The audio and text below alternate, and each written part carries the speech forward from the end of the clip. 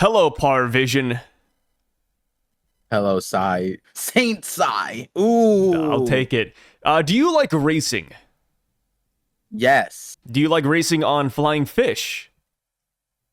No. Yeah, me neither. I've never seen flying fish before. Actually, I have seen them in movies, but I've never seen like a flying fish in real life. The ones that like I jump think out of I've the water seen and glide. I think I've seen flying fish in real life, but I think I was really young, so it could have just been normal fish, but we went like It could have just been a deep fly. sea. I don't know. Would do flying fish happen in the ocean or in rivers? Ocean. Ocean. Okay, so then Yeah. maybe I did when we went like deep sea fishing on like a giant like cruise liner ship. It wasn't like a cruise Oh, liner. rich kid Par over here. Yeah, so my daddy No, just took his yacht over to the ocean, and I saw no, some that's a flying no. fish and some On. dolphins. No, it's not normal, dude. Uh, What are you talking no one about? goes deep sea fishing on like a community cruise liner type of thing. I call it a cruise liner. I So don't I even hopped on remember. the Titanic last weekend, and I saw Deep some flying fish with sea my pops. fishing Yeah, cruise. good one. So we got the straw hats flying on flying fish, and Jimbei is in the water, and it's a decent cover page, right? How'd you enjoy it? What did you really think about So it? What stuck out? apparently, it's not supposed to be flying fish. Oh, what are they? Just fish? So in the translation I'm seeing right now, it says based on a reader request, a Straw Hat Crew car chase. Car chase? I mean, they're on a track, right? Well, they're definitely not on cars. Yeah, and they're not. I mean, you could say they're chasing each other, but this is definitely a race, right? I mean, Yeah, huh? yeah. So I mean, we use the same site for the other translation. That's the one they posted. I've never seen this person either. Maybe we should know who this is, but straw hat. I feel like flying fish racing versus car chase. Like surely that's not a Japanese. Like that's not a something that you could just like. Oh yeah, it depends on context. Like that's crazy. The Yeah. two could be like. I'm reading this book and I don't know if they're flying. Fish racing or it's a car chase. Like that'd be a wild one to be like a Japanese teacher like, it depends on context actually. Yeah, it depends on the context. These fish can also be considered cars. They don't call it racing in Yeah. Japan, they just call it car chasing. Yeah, so Huh, interesting. this is one of those things. Remember, I forget what the request was, but it was like Oda. It was like three requests all in one, and Oda did like half of each one, and like complete like none of It them was ended the up the back. Harry Potter one with the volcano dragon. Oh yeah, Yeah, yeah, that yeah. was that was a It double was one. yeah, that one was a good one. I mean, this one's a cool one. At least like visually, Oda definitely had some fun here. But for me, I feel like the thing that I like gravitated to there's a few obvious things that your just eyes just like and for me one of them is just like Jimbei. Jinbei losing in water was definitely like a shocker. Unless he's the car that's chasing. he's chasing. They should have had like one of But the straw hats on top of Jimbei just riding him. Like, yeah, go the quicker, Jimbei. chopper riding on Zoro's coattails is crazy. Doesn't get his own car, literally mascot character, doesn't have a number, doesn't have a fish, doesn't have a I thing. I think mean, another one. you could say that about Brook and Usopp too. Oh yeah, no, I was gonna say that at least with but like Brooks one's even weirder because I was just like, is he just like committing like is he just dying because he's like, oh, I don't want to be last, like Robin, you suck, and he just Yeah, Brook does look like he's about to step off the fish and hop in the water. yeah. It It's like doesn't look like surrendering in he's League like, of Legends. Like, I'm out of here, guys. I'm just gonna yeah, kill that myself. because it doesn't even look like he's about to go run either. He's just stepping off to the side, and he's like, you know what? I give up. I give up on everything. Yeah, I Like, just surrender. yeah, and like, you know, Usopp, Chopper, Brook. Maybe Oda's saying something. All these characters are just, you know, bandwagon, like riding on other characters. But the thing Is that I that the like, takeaway? I don't know, but speed is the weapon. I'm like, does that mean something? Is this gonna mean something? And then I thought about it. I was like, when do these words ever mean anything? Like, The words almost never mean anything, so we can just ignore speed as the weapon. Maybe that's just like a cool phrase Oda liked today. Maybe it's like Oda goes to like Hobby Lobby and he sees like one of those quotes on like a painting. He's like, let me just take that one real quick. That's literally what I was saying. I was saying that I've never in all my theories, I've never used the words on a cover story for like any like substantial anything. Like maybe I'm just like, oh, like that's interesting, but I've never like I don't even think that there's like we look at this and even like 10 chapters from now, like, oh, that's what Oda meant. It's so hard to do that. That's what Oda meant. Yes, of course. Yeah, and then I was thinking like maybe this is just like the equivalent of when like you go to Japan, like you said this last time too, like you just buy a shirt with English on it and it says like muffin sandwich and it just like means some like it doesn't mean anything, but they just think it's cool. Like we just have Chinese and Japanese shirts and it just says like chicken fried rice. Yeah, just some random garbage and it just looks cool because it's foreign. I'm like, what if Oda's just doing that? He's just like, speed is the weapon. Sure, let's go with that one. Yeah. Like he just has like a roulette. He saw the word weapon and speed. He was like, whoa, that's good. Yeah, that's a good one. Yeah, I mean, I do that too. Like, I'll see a Japanese shirt, like from Ross or something. I'm like, I don't know what this means, but let me tell you, looks fire though. These lines are pretty sick. Yeah. I'm just gonna pick this up. So that's why I was looking at this, but obviously they're racing. So I was like, So you just like somewhat relevant. Oh, they're racing. They're not racing. They're having a car chase bar. Oh, sorry. I don't. According to the Viz translation. Yeah. Wait, that is the Viz translation. Yeah. Yeah, this is the Viz. Okay, yeah, that's so interesting. Speed is the one. I mean, the thing is that I think this is the correct translation because I've seen somebody else translate this as well. So it's true. Speed is the weapon. You know, this is a car chase to some extent. I mean, Oda does like to take artistic liberties when it comes to like what the reader requests usually are. Yeah. Like, maybe like somebody will be like, "Hey, like, can I get this or that?" And then Oda's like, "Yeah, let me just change that." But he leaves the tagline there. Yeah. What are you gonna say? What if? Oh shit. Oh no. Oh. What if it is a car chase and we just don't see who they're chasing? Whoa! You think somebody's ahead of them? Who could it be? Blackbeard? Buggy? Well, imagine it's like Shanks? Oh wait, why? Wouldn't it make sense if it's just like a Yonko? Like, I mean, I thought it was gonna be somebody cooler. I thought it was gonna be like maybe Loki on a small flying fish or Yamato even. Do you know how big that fish would need to be? That fish would be like, get off of me. It would have to be a sea king, bro. Like, what if Loki's in the water ahead of them and he's just like wading through the water, just running? That could be it.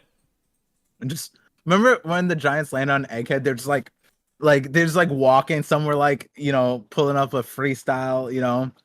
That'd be crazy. That would be sick, honestly. What if next double spread or next cover we see who's ahead? That'd be crazy. No, I like that. Yeah, I mean, giants in water. I mean, they're already really slow. Put them in water, my god, dude. They're gonna be there for a minute. Imagine a giant fishman. I mean, we don't have to imagine, but like imagine we had a giant fishman already. Yeah, but like we've never seen them swim, have we? No. I forgot his name, but the Wotan we met back in Long Ring Longland, he just kind of mudfish. Yeah, he was just kind of like walking around, and he was slippery. I think Zoro and Sanji tried to attack him, and they just like slipped off of him or something. Wait a second, I forgot his name. Is it Pan's Fry? Something like that. The first race or the first challenge was a race in the water. Why didn't they put the fish? Did they have Maybe he's another too big. Fishman? I think that just seems like a random stipulation for that. Like, think about how inconvenient it is to have a giant, dude. Like, hey, let's go to the grocery store. You want to come over, Loki? And then, you know, Loki's like, he doesn't fit in your car. He can't fit in the store. He can barely pick up your groceries. It's like, the okay, fishman this is too much. fits in the water. I think the fishman fits in the water side. It was swimming around in the ocean. But there's like a racetrack though. Like the giant won't fit in the racetrack. There was no racetrack. There was a racetrack. There was a racetrack. They just had to go around the island. That's a racetrack. Yeah, so he fits. What do you mean? Wait, they definitely had a fisherman on the first one. What if there was like a weight limit? They had to have a fisherman on the first one. I'm tripping. There wasn't there? I don't think there was. That'd be unfair, dude. Dang. That's crazy. The donut race. Let's see. Who is the Donatsu Resu? Dang, it doesn't say who was who's participating. I don't think anybody cared that much about Long Ring Longlands games, to be fair. I guess you're right. Yeah, nobody's documenting every single step of it. Like, actually, Foxy, he sent these 3 losers over here, so pay attention to them. Come on. Dude. Wait, they won that race. They're not losers. The Straw Hats lost. Yeah. Foxy Defender. yeah. Foxy Defender over here. You know, speaking of Foxy, he's actually quite relevant to this chapter, believe it or not. He is. And I looked it up, and Capote was the billfish fisherman in the race, and they used their pet, the star shark. The funniest thing is that you could be making all this up about Foxy's crew, and I just agree. Like, sure. Capote and the Bill Fishman? Oh, yeah. I remember those guys. What a hoot and holler. They had Portia. They had Portia, the girl. Why was she valuable to this? She just had a long pointed nose. I mean, Portia was the only reason to watch Long Ring Longland. I knew you'd say some shit like that. I mean, it's so she true. looks like Kawina with a how dare you say that Portia looks like Kawina, bro? That's dude. I'm looking for whatever reason. I don't know why this is. Porsche appears in the Chopper Man filler episode. I was like, why did we see a version of her as a kid? That's the image I'm seeing, and it literally just going with the pointed nose. Or no, Tashigi, because she has the glasses. This is some random thing. So to par, all women look the same. Hey, I mean, that's not like a hot take in One Piece. That's the takeaway. Well, on to the first page of the chapter. You know, it's so sad that we don't have a Yamato cover page story. Like, we usually spend like 50 minutes to an hour on those. But now we just have this color spread. Yeah, no Sukiyaki. No page 1 ulti talk. Like, I know you guys missed it. So I apologize on behalf of Oda and his team. Except for that one guy in the stream chat, that Saf, the Yamato cover story hater. He changed his name. He changed his YouTube name to say, "I hate the Yamato cover pages." There's imagine he go for it. Other streams. No, like he goes in other irrelevant to One Piece streams, and people are like, "What the heck does his name mean?" Yeah, what does he hate? Huh? What is this? I was about to say though, have you seen the One Piece live stream the other night that took place at like 5-6 a.m.? No, too busy moving. So I stayed up for it because I was streaming and I was just hanging out, and on stream I checked it out, but I was like, okay, like something crazy is gonna be announced here, which I need to stop doing that, by the way. They never announce anything crazy, but it was so funny because Artur was watching it as well, and he was live tweeting it. And initially, the first announcement was that when the anime comes back, it's gonna be a double feature. One day they're gonna have one episode, and then the very next day it's gonna be another episode. So they're gonna be back to back. So that's pretty cool, right? That's W. But is that what double feature means now? I thought double feature means like back to back. If you have a 30-minute block, and then you have an hour block instead, typically. That's typically what double feature means, but I don't know what else to call this, right? Like, the episodes come out subsequently on different days. Like, it's a double feature. But so that was pretty cool. And then the One Piece editors came out. Like some of Oda's team, they came out of the woodworks, brother, and they said, "Guys, how many?"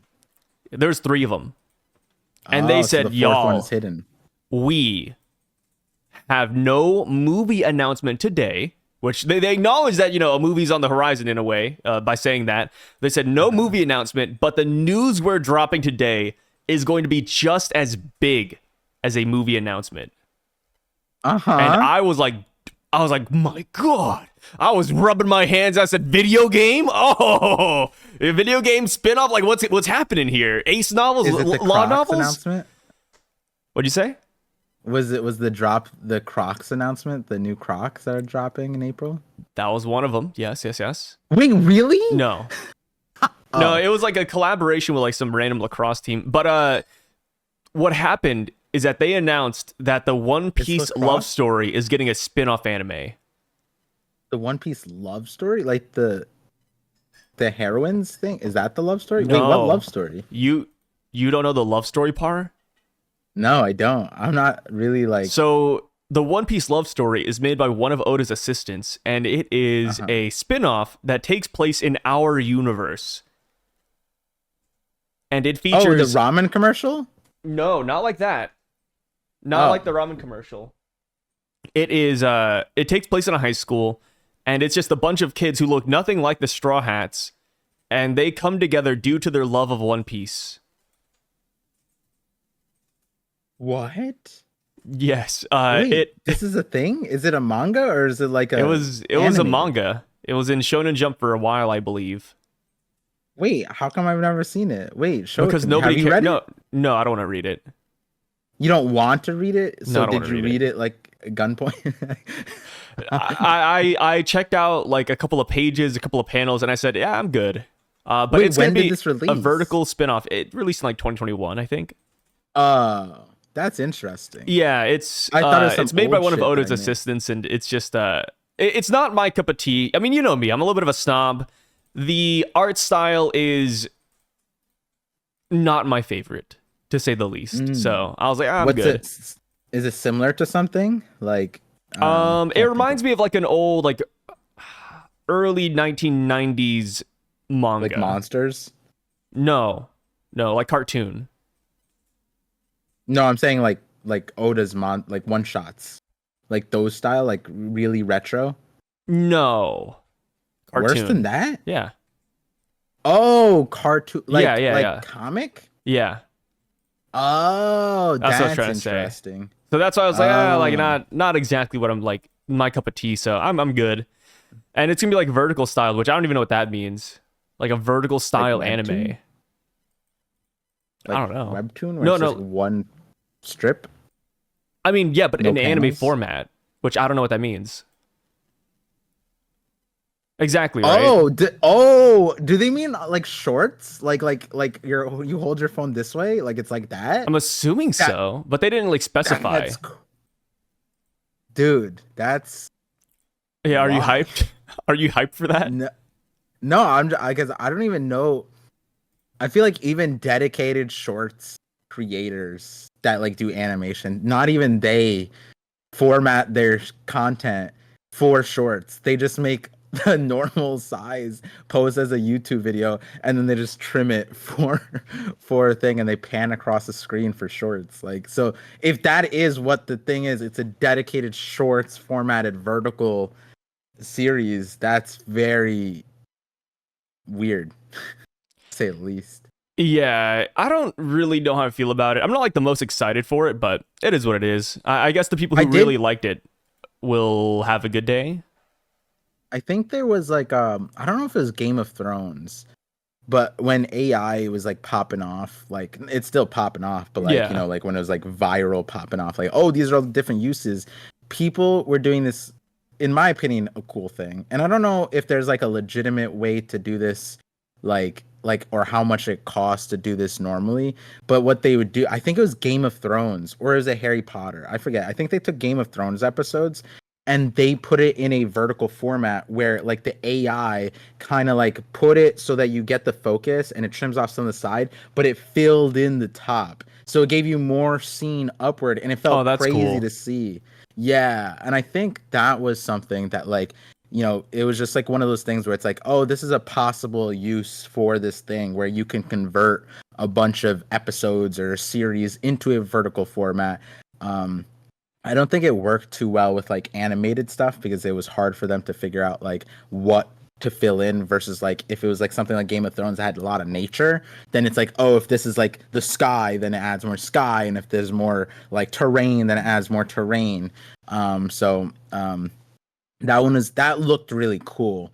It's just, I don't remember if it ever got any like use case outside of like the promotion of it. So I don't know what they're doing. Is it through Toei? Oh, I have no idea. Like the minute they said that, I kind of tuned out. I'm not gonna lie. But Damn. they announced that, and they also announced that One Piece will be getting special towels. Gooners Unite.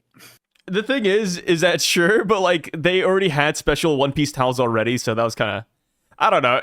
It was crazy how they just hyped it up, and like there was nothing of substance there. Damn. It's, I guess like I feel like I got clickbaited in a way. Like me, the clickbait king, got clickbaited.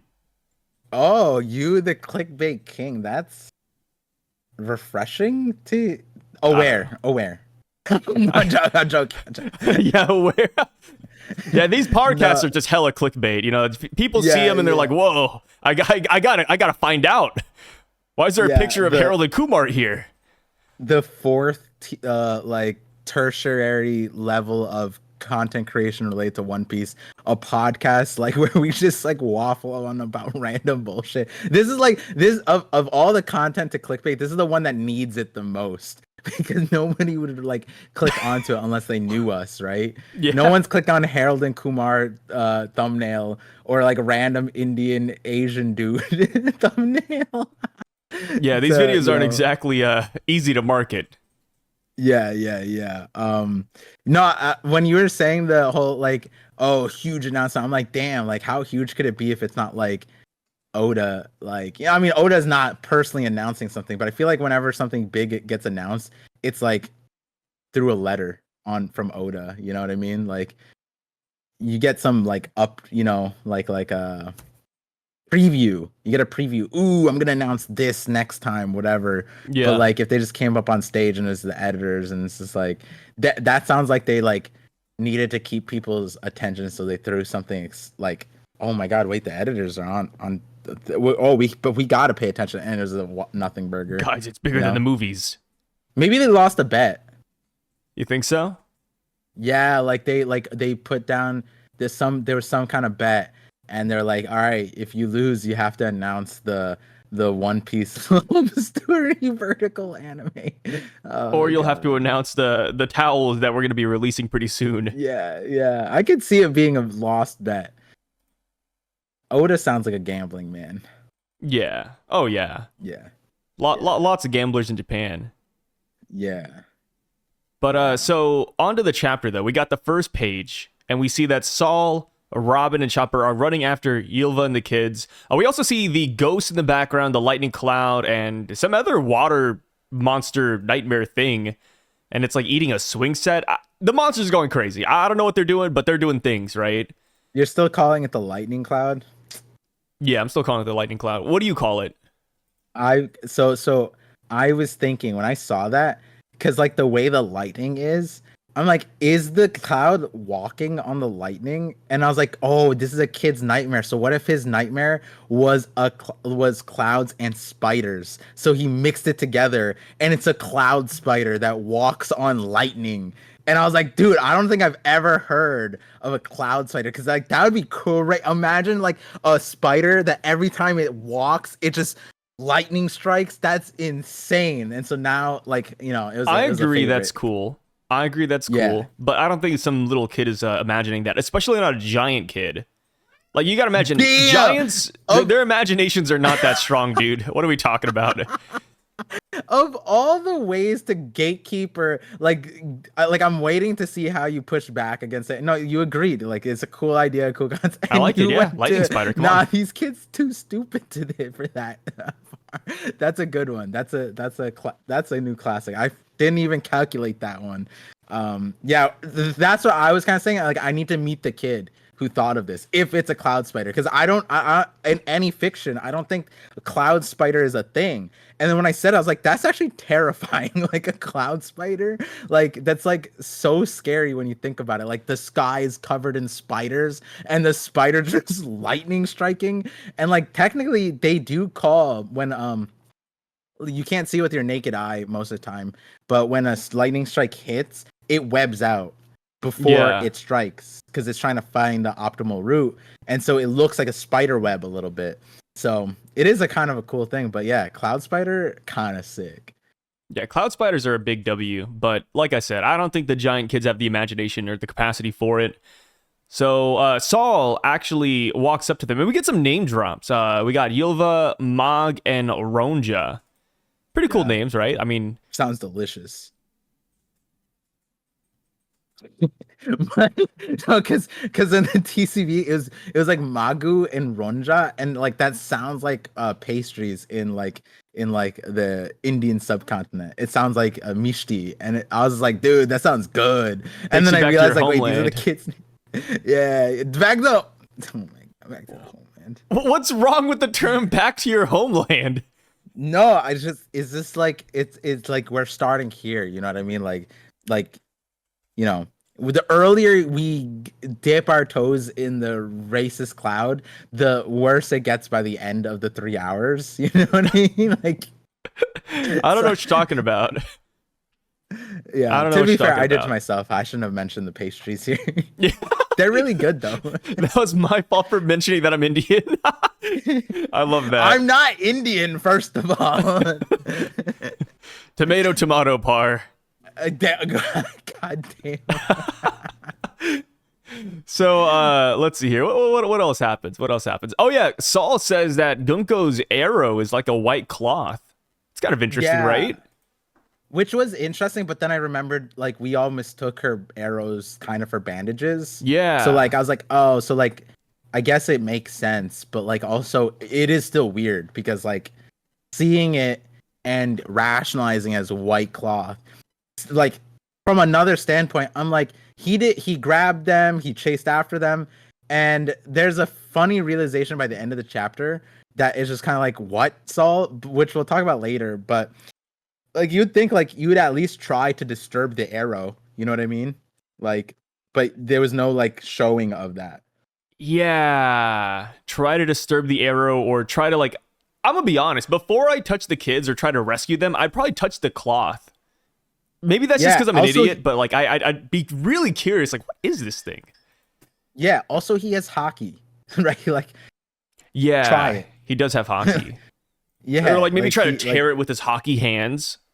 Yeah, I mean that if I had hockey, I'm trying to willpower anything. This guy, just like I say, this guy kind of rudely, but that's because the end of this chapter is kind of the realization. But wait, what? Why do you not like Saul? Just we'll get to it. We'll get to it. I was wondering because you mentioned that earlier. I was like, wait, what does he have against Saul? Like, what did he do? Should I just say it? No. I want to come to that realization on my own. But yes, no, Par we just really hates Saul. We talked about it on stream. I don't think we did. I think Par is just having invisible battles against Saul. No, we busted up laughing. I don't remember laughing. Do you also have brain damage? So sorry. Hey, in my past life, I was a giant. What can I say?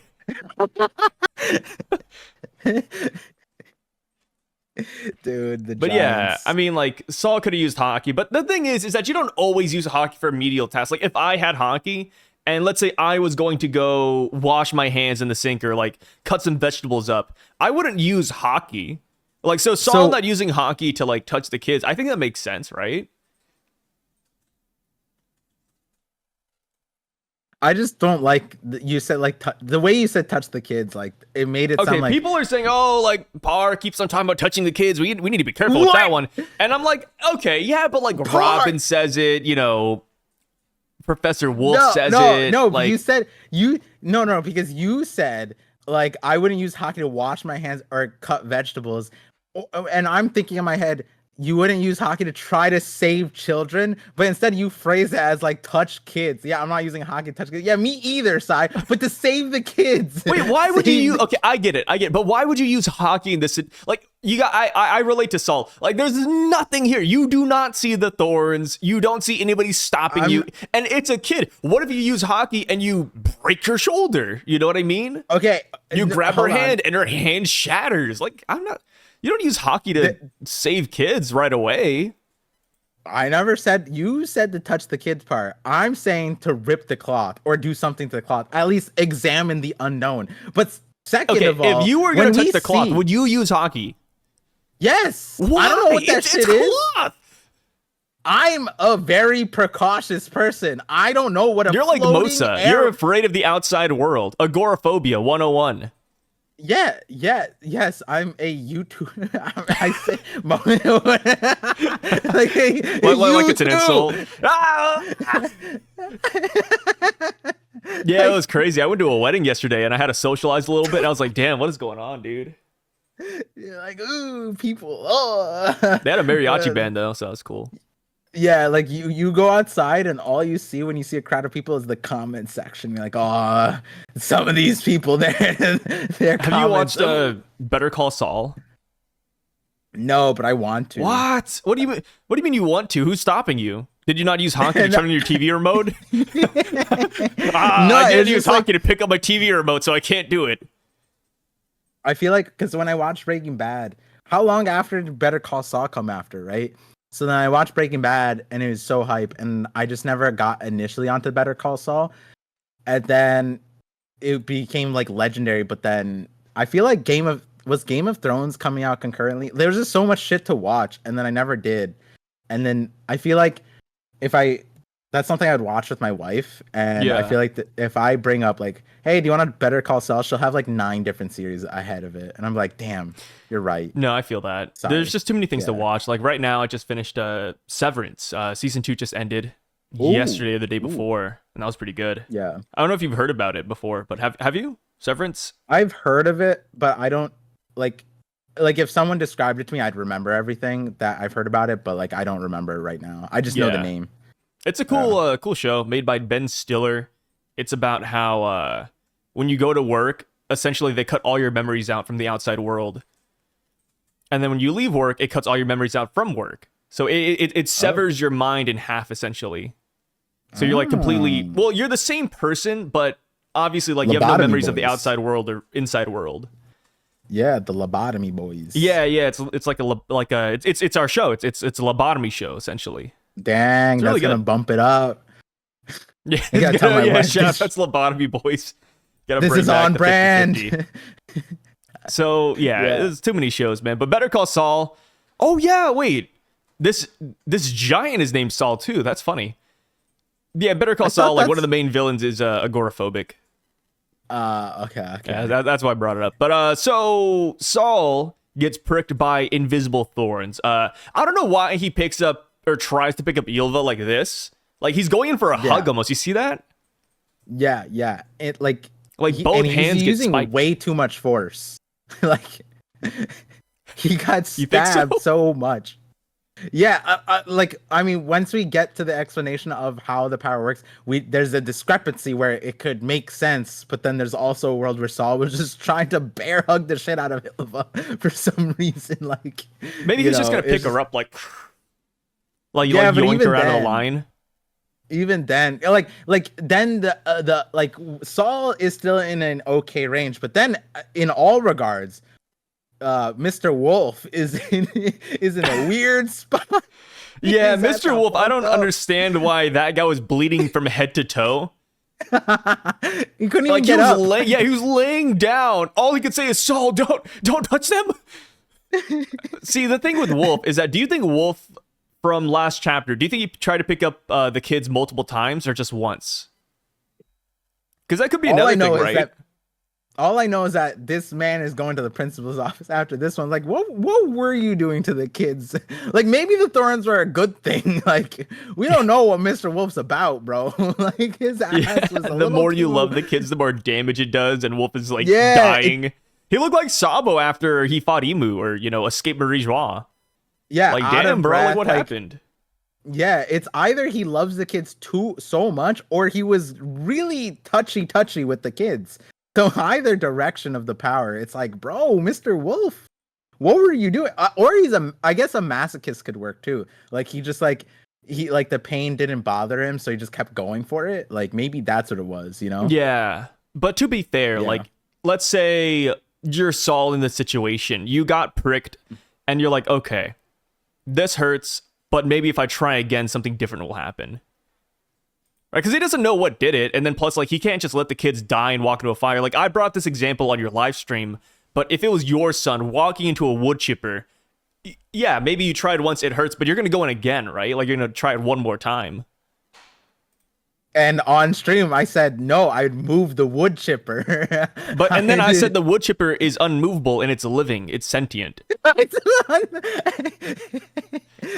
Par is not good at playing with hypotheticals. Par is that one friend in the group who's like, but actually, this is how you get around it. My daddy and his $1 million actually said that's not possible.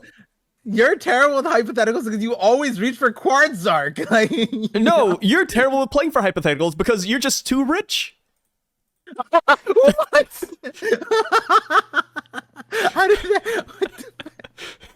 You're too rich, Par. Bro.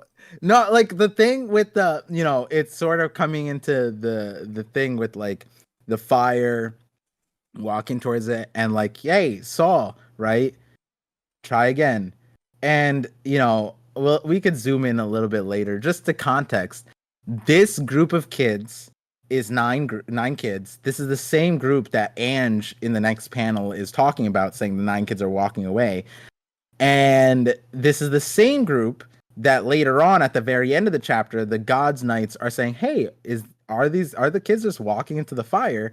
And when you see that end panel, where the 9 kids are going towards the thing and you see a zoomed out thing and no one's near them, this is the same group that Saul is trying to save. So Saul ran after this group, got shanked one time, and just completely gave up because we see the kids going to the fire. Saul. Complete, like it's just like the only real explanation is Saul ran ahead of them to try to stop the fire or try to impede their path. But like we said, like the arrows doesn't seem disturbed, or it didn't. Oda never showed us Saul doing anything to the arrow, so it's just like he tried once. And I think Saul, Chopper and Robin are with them too. So like they also just like bailed on the kids. They're like, yep, they're walking to the fire. Sorry. And they either ran back or they ran ahead. But even in your hypothetical, no, Saul gave up. He saw the fire, he saw the kids, and got hurt once, and he's like, whatever. See, you know what I mean? I am a logical man. I just believe that Oda did not draw Saul in that panel. I mean, it is what it is. Par's like, oh, like Saul ran away. Saul couldn't help kids, huh? But no, like it's dude, it's good, man. Where was that logic 2 days ago when you were busting? You were laughing when you saw that too. I was laughing uncomfortably when you were slandering Saul. Oh, you were I gotta note that new. It's like I felt like one of Hitler's best men. Just Hitler's over here like, hey, how do you feel about Germany? And then I'm just that guy on the side like, good one, Hitler. That's how I felt talking to you. Over here slandering Saul for trying to help the kids. And I'm just like, good one, Par. Slandering Saul is equivalent to Nazi Germany. What the fuck? That's just the best analogy I had at the time, all right? That's a crazy analogy. Beggars can't be choosers, brother. Beggars can't be choosers, man. You think I wanted this life? How you said Oda didn't like draw Saul in, and we've seen like other pictures of where like the giants are like pixels on the screen, but we still see them. We still see them in the zoomed out form. But there's other parts of that this circumstance that's cool from the God's Night side, which I'm sure we'll talk about. But yeah, it is. But like, once we get the powers too, it's all really interesting, especially like Saul being hurt. Do you think Saul is one of the stronger giants that are in this situation? Is like, Saul where would one you of the rate stronger giants? Yeah. Okay, let's have a top 5 list. I think Saul is not on the top 5 list of giants. in terms of Okay, power. so then who's we're not including Loki. That's not fair. Okay, so we're having a list about strong giants, but we're not including the strongest giant. Yeah, because he's the strongest giant. Okay. He's not. So literally, we what's know next, for Par? a fact. So let's We talk know about for a One fact Piece, he but can let's not 1v talk about the all Straw Elbaf. Hats. That's literally people do that. Who's their favorite straw hat? Let's outside talk of about Luffy? World War II, but let's not talk about Germany though. You literally no, you're crazy. You literally when we first met, you were like, "Hey, Par, who's your favorite straw hat?" I mean, we're not including Luffy. That's an easy answer. And like I said, Jinbei. You literally do that yourself. That's crazy gaslighting right there. No, Par, my God, Par has really changed ever since his dad ran into fortune. ever ever since we found out that Loki can 1v all of Elbaf, and that's the thing. It didn't make sense to rank it. What are we supposed to do? Rank him against a group of giants that can't beat him? 1v1? That doesn't make sense. We know he's number one. That's like Surely there's somebody out there who thinks that Loki isn't number one. There's got to be at least one person out there in the world, okay. right? Okay, so if you want to like mentally empathize with that point of view, who's above Loki? Okay, can we include giants from the past? What's so damn funny, Par, huh? What are you gonna say? Oars when he's alive? Like what? Who are you gonna pull out? The guy in the mural? Like what are you gonna say? Like, maybe I will, huh? No, because you don't even think that's from the past. You think that's the future image. Like you think that's but there's giants in the past, brother. So you're gonna just say random giant from 800 years ago? Like what are you gonna say? You're just gonna. I was gonna say the founding titan, the founding ancient giant. Ymir. You're gonna say Ymir? Oh my god. Dude. Yeah, that's exactly. Yeah. Harold, who in this chapter was basically confirmed killed by Loki. Like, okay, but people died to people who are weaker than them all the time. So okay, but also you have to imagine. The circumstances no. All of the giants. I got you. There's a lot of giants who are stronger than Loki. If you take Loki from when he was a kid. When were we scaling Loki as a kid? No, we're scaling Loki. We didn't specify which time of Loki's life are we picking. So I'm saying kid Loki can be beaten by King Harold. Aren't you literally? You're literally doing like you said. I do. You're like. Sai literally on my stream was like, damn, Par's a crazy lawyer. This is another level of. I feel like the judge would just jump out the window. Sai would win every case, and you look and it's like, why do all the judges mysteriously pass away during trial? Why did they just jump out the window? Shout out to BIG. What's up? Why are you laughing, dude? You're just so rare. Did you take your medicine today? What happened? What? Hey, good old Sean has a song called Jump Out the Window, man. What can I say? BIG, so shout outs. Shout outs. So yeah, if we were to power scale the giants, Dory, Brogy, Oimo, Kashi, Yarl. Oh, Harden. Yaru. Harden. Yeah, put Harden in there. Yarl's too old. Harden's interesting because the only reason why Harden feels weird to me is because the rest of the giants little bro him so hard. Like they can't even like with a straight face. They'll respect Loki in the sense of like he's strong, he's nefarious, like blah blah blah, and then they call Harden a little brat in the same breath, and I'm like, that's crazy. And I agree with you though. Harden should be one of the stronger giants, minus Loki, but like the other giants, the giants in that list you're talking about, they I forgot little about bro Ripley. him. Yeah, Ripley. I think I don't even know, but I feel like Scopper's wife above Harden, right? Yeah. Or baby mama. Yeah. I feel like Ripley's kind of crazy. Yeah. I feel like she's also been given like a uh like Oda's So you got the scopper tags. scopper tax, but also like Oda has made it, at least to me, kind of clear that like she is separate. You know, like she's not with any of the other giants. Oda's giving her like a separate like role almost, and you know that could be whether it's importance or like there's some plot significance later on. Maybe she continues in the story as like one of the main giants that we see later on.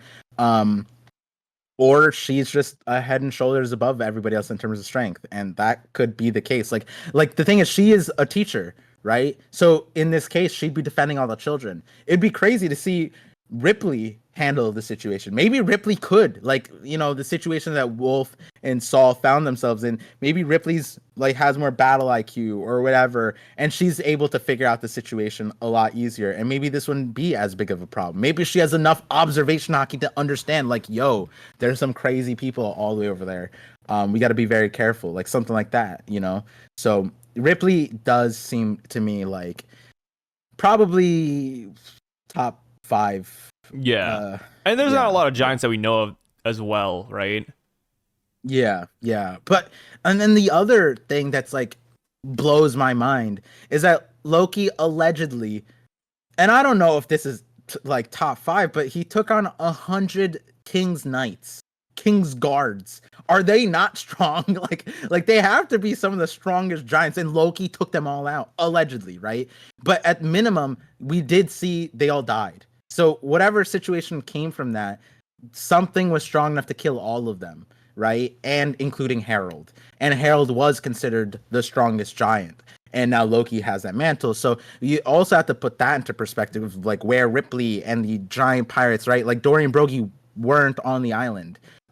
So like, you know, those King's Guards probably were the strongest outside of, you know, Dory, Broggie, Harden probably was here, but like, you know, younger, maybe, I don't know. But yeah, and then there's it is Wolf interesting. too. Harden what? And there's also Wolf and like Kiba, Blade. Like we got them, and they're apparently like former fighters as well. Yeah. And so Saul probably, like, it was interesting because like the kids were gassing up that like, oh, he's ex-Navy. Like, oh, that means he's stronger. You know what I mean? Like, not stronger in the sense, but like, we don't know where that. The kids are about the Navy agenda. I love that. Yeah. That's what's interesting. The kids are like indoctrinated to like, ooh, the Navy's good, right? Like, Saul, you were one of them, yeah? You're cool, dude. It makes you wonder what Saul told them. It's like, I mean, would you not be impressed if like you had a friend, right? And then you all of a sudden found out that they were a gang member back in the day? Like, oh, I rolled with the 56. It's like, whoa, what the hell? That's a good 56, good reference to One Piece, 5-6, Go Moo. That's a good one. Oh, I didn't even try to do that. It's just effortless for you. These references, size like gang affiliated or some shit. Are those tattoos on your arms like Yakuza? No, but whoa, that's racist. It's the triad. Thank you very much. We're talking about the triad here. I like how you said it's racist and then just shifted my stereotype to another stereotype. But what's it called? I like how you're acclimating the Navy to gang. I like that. That's aware. Thank you, Sai. Well, I mean, it's like Bleach, right? Everything starts out as a gang until it becomes official. I mean, the Straw Hat Pirates. I mean, they're like a gang of pirates. I don't like those guys. Yeah, I feel like yes, like the kids, like, oh, like he's part of a gang. Like even if you had that mentality, but then there's also the scope of like looking at Saul. You know what I mean? Like you know what I mean? Like he's a part of a gang. And yeah, maybe it's underestimating someone based off of appearance, but also you look at Saul and like, is he commonly crashing out like he did against that monster? I don't think the kids like see that. So there's like, yeah, sure, he was in the gang. Sure. I'm sure he was just the janitor. Dude, we don't know much about Saul. What if like the minute a kid breaks a rule or a law of ELBAPH, Saul just beats him down? Dang, he just beats kids. That's what you're saying, Saul's like. Maybe. I mean, we don't know too much about this guy, you know? Yeah, if Angie's teaching methods tell us anything about how they treat children on Elbaf, maybe a heavy hand isn't the worst thing that they could do. You know, Angie's just Yeah. out here like partially re-traumatizing kids. Hey, what are you scared of? Draw it on What paper are you for me. scared of right here, kid? Yeah, Yeah. I mean, it's just a funny situation with Saul, man. This thorn though that pricks Saul's hand, it does a lot of damage, right? Because like, through and through. yeah, I mean, we've been pricked before. I'm assuming. I mean, you are Mhm. like because you're rich now. You're kind of like a. Why is this a meme? I mean, I preferred the Chinese manhwa memes. Do you? When I said get a new meme, I didn't mean. Par told me to get a new gag, and I did, and now he's upset. I can't believe this. And he's the one who did it too. He's over here talking about his dad's yacht, so What? No, it is what it is. But you know, There's no we've been yacht. pricked before, and it's never done so much damage where I've fallen backwards. Yeah, So this thorn is Yeah. kind of crazy. yeah. It also pricks his chest. It looks like it cracks his sternum. It's in the right Wait, spot, what? maybe. Yeah, in his chest. You see the thorns in his. There's one in his boobie. Oh, I don't think it touched his boob. Yeah, you no, don't see it- the tip of the thorn. It's in his boobie. Oh no, It looks like it went in there. Does There's it? even like a little blood spurt coming from that spot. I thought that was like I because could see I that. assume like you said the hand like the he's hugging him, so I assume his other hand also gets hurt too. Yeah, so Like- he's like really close, and then it hits his chest. Huh? I didn't see that at Yeah. first. Yeah, I did like at first I thought it was just a hand, but then later on I was like, wait, he looks like he's hugging. So I thought that the thorns like got his other hand, his hand. Could be wrong, but just kind of like I don't see the Yeah, tip yeah, of I it, so I'm see just it. like, I see it. yeah. That's the Yeah. Par vision, So- man. Yo, Yeah, Par's but, I seeing mean, things like- that the normal man can't even perceive. I think if you put Par in this situation, you could probably see the thorns too. Oh yeah, easily. I smell him. But like because the alternative is he falls backwards from like yeah, it's a through and through thing, but I'd be like versus if he got But here's the thing: stabbed we don't know all the how way around, this then does it's like damage. shit, you know? Like, Weapon? I mean, the thorns are like kind of metaphysical. I mean, somebody put it that way, and it was a great way to put it. But you know, the thorns, for all we know, could do like a You put lot it of that way. full body just glazed- damage. You literally said, you on stream asked the chat, what does this? I described it. What is it? Oh, metaphysical. And then 2 days later, someone really intelligent and good looking came up with this metaphysical thing. And it's like, No, I described it, but somebody else said metaphysical, and I was like, there's the word. And they reminded me of it, and you know, they get the credit. It's just, I'm a guy that's really they humble get about the work, right? So Par Oh, Par being like this rich yacht boy over here takes credit for all of the manual labor his subordinates do. I can't believe it. that's Par the crazy. slave owner That's over here, crazy. like, yep, I did that, guys. It's like, oh, what about Jerry over there, man? I love my Dude. garden. I take care of this 24/7. Meanwhile, Jerry's over there You- just putting his boots on the ground, like, Par, please, I need water. Something you said just triggered this question, which is that like because like the Summer saw this, like they like he asked them like, oh, did you see the face that stupid giant made when Yeah. he did the thing? So they see this, and I was like, do they all see it, or do you think that like Summers like can feel the thorns? I think both. That's crazy. Yeah, think no, about which it. we'll get to. I mean, dude, the God Knights are insane. So, we'll go ahead a little bit more too. So we see Ange at Walrus Academy, and she's talking about the kids that are sleeping, they're sleepwalking, they don't know where they're going. She's contacting the village, and with Ange, right? We'll go to rip this band-aid off now since she's in this portion of the chapter. But now that we know how Killingham's ability works, Sort of. it makes Ange seem more and less suspicious.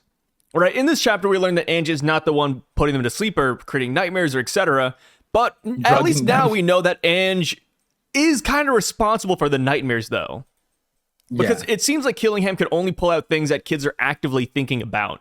And last chapter, or the chapter before that, when we saw the monsters, when we had that flashback, Ylva specifically said, hey, Ange, this assignment is going to give me nightmares tonight. So that was like a very specific line. And it's like, whoa, like, if Ange really never had that class, we wouldn't be dealing with this, right? Unless Killingham can like go deep into your memories and like pull out the most obscure nightmares that you aren't thinking about, sure. But in this chapter, we saw Summers think of salt and then he pulls the salt out, right? So Yeah. it looks like you kind of have to think about it.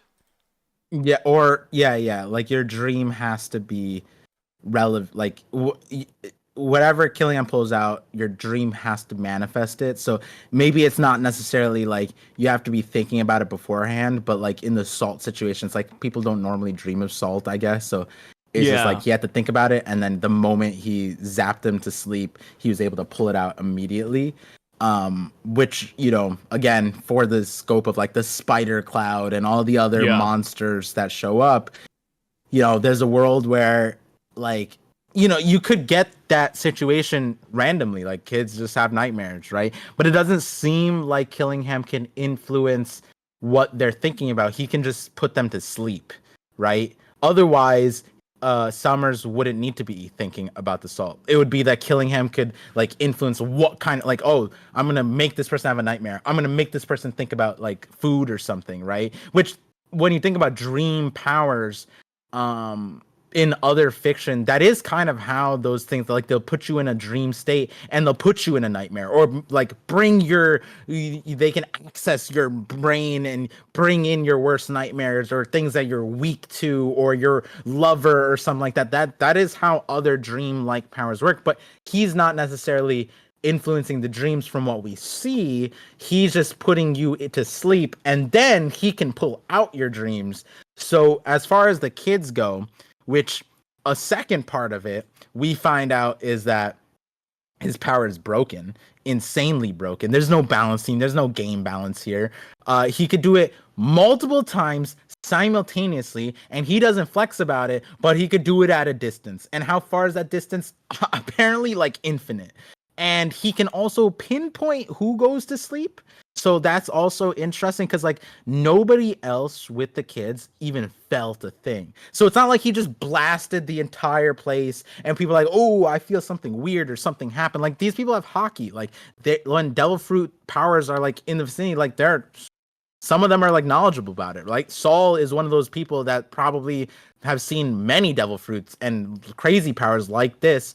And, you know, no one was really aware of how the kids fell asleep to the point that people thought Anne just drugged them, right? So to have a power that can work that infinite range, like also simultaneously, also all at once, simultaneous, same thing. I meant like he can pull out like all at once, all these things. That's like insane. But like it makes you wonder, like, was Ange necessary for his plan? Because that's huge. If Ange did not do what she did, then Killingham would have been nerfed insanely. So it's wild because even like one, especially we see a little bit later, it's not that big of a deal, but like we see that the fire brigade goes out and this giant skeleton monster has enough sentience to know what the enemy looks like and swats it out of the sky. Like that's crazy. Like it's not like Moria zombies that need like a command of who to attack or how to defend or where to be. Like they had to command them like, hey, you go here, you be here, defend. Look, this is what the Straw Hats look like. Go after them. This guy's like that ship enemy, boom, swats out of the sky, which is crazy, but it also shows how durable that's a huge ship, and it was filled with giants, and we don't know if they died, obviously, but like they all got taken out, and all the giants were like saw it happen. It was so fast that nobody could even react, and if you had like even 2 less, 3 less of that, Killingham would have been a lot weaker. He has as much power as he has right now because of Ange. And that's like, you can't even debate that. It's literally like Ange also recognized that immediately. As soon as she saw the monsters, like, fuck, I did that shit. The one solace or one thing we can do with Ange to kind of cope for it, right? Or at least say that she's not evil, is that the idea to bring Killingham and Summers here was made after Shamrock saw Loki. And the assignment to do nightmares was well before all of this, right? It was like earlier this morning or something. So I still think Ange could be innocent, but Yeah. even if she is, like you said, this is still just awful timing. Like if Ange didn't do this, I mean, we'd be fighting like giant, different monsters. Like maybe, like what do kids dream of normally? Food. Yeah, we'd be fighting like giant pieces of meat in the sky. It'd be like cloudy with a chance of meatballs up there. Yeah. No, literally. But like yeah, my I'd son rather woke fight up that than this morning. monsters. My son woke up this morning saying strawberries. There we go. He's a big Bleach fan. Yeah, he wants strawberries and blackberries. He just likes fruits, so he's just like, strawberries. I want strawberries. And we're like, It's kind of scary. Wake up. Yeah. So, you know, but in the dream, he's devouring them. So, like the strawberries. Who's the real monster? Yeah, he's just gobbling them up. Yeah, if you ever seen my son eat strawberry, he goes, like we took him to the doctor, and she started busting out laughing because like he was just like you want to eat, and we brought snacks, and he just going. Sounds like Pac-Man over there, dude. Yeah, and he just had lunch too, which is crazy. But yeah, fruits. He's got the like appetite of a rich kid. Oh my god. So, or a Samoan. Yeah, or Samoan too. So we see this giant transponder snail, and it's unique. It's a transponder pill bug. Oh, that's crazy. Yeah, because and I said it looks like a roly-poly. There's even a little thing that says it only works in Elbaf, and it's like, wait, why? Like, is it because it's like of that size? Like, like snails this size only work on Elbaf? I mean, that could be the case, but I think it's really cool though. Yeah, I like this translation here because this isn't what in TCB. I think it said like only found in Elbaf or something like that, or native to, or something like it's like only here versus what Viz is saying is that only works in Elbaf. It's kind of like the Sabaody bubbles. The bubbles only exist in Sabaody. So at least I didn't really know that. Also, I think they said like transdiction snail. So like I didn't even know what that meant. But transponder pill bug, which is awesome because I thought it looked like a roly-poly, which I'm pretty sure that's what a pill bug is, a roly-poly. Yeah. But yeah, so that's pretty cool. Yeah, TCB says telediction snail only used within Elbaf.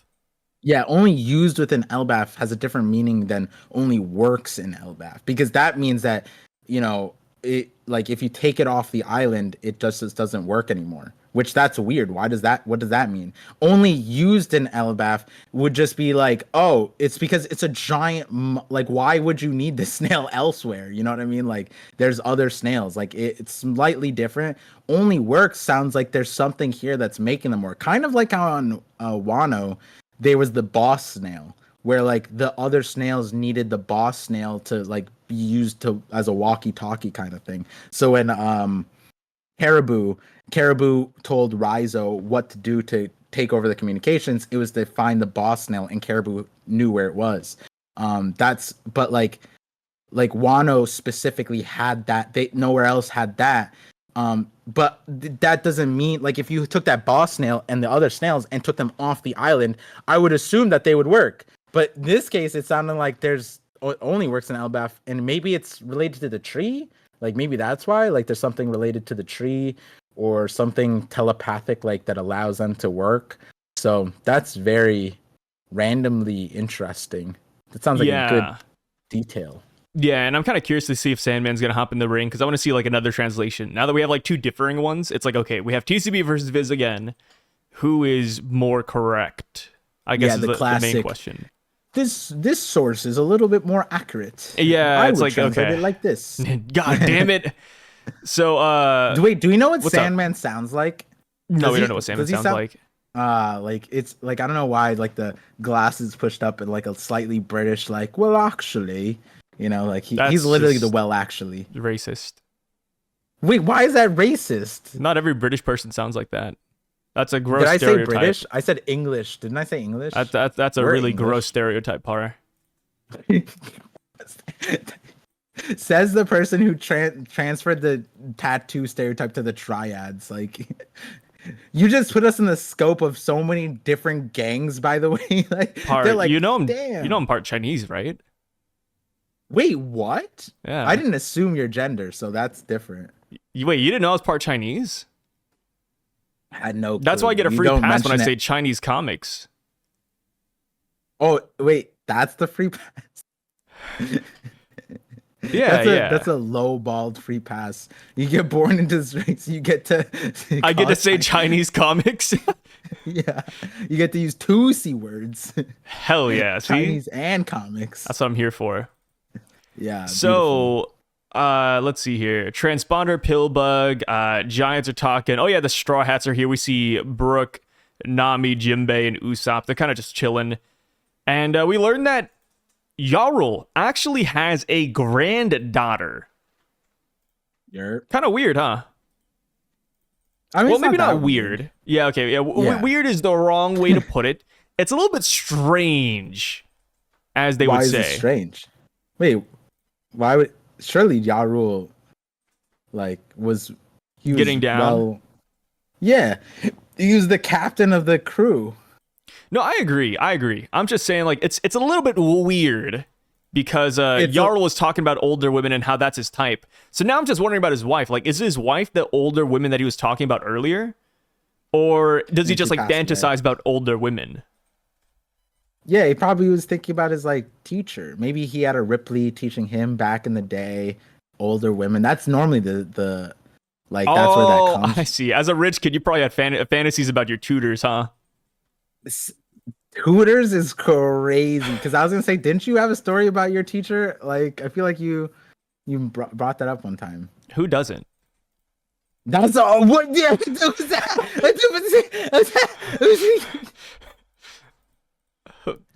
Your point, Par? I don't know anymore. So, I guess the main question is: do you think we'll ever see his wife, or do you think we'll ever see the son of Yaru? Maybe the son or daughter is curious because like you would expect them to be like relevant, but he said what granddaughter.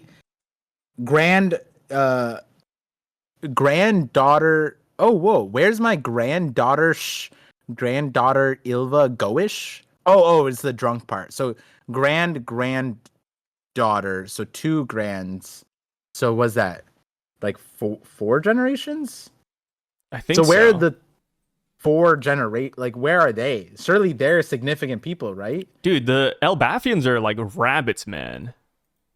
They just don't stop having kids, huh?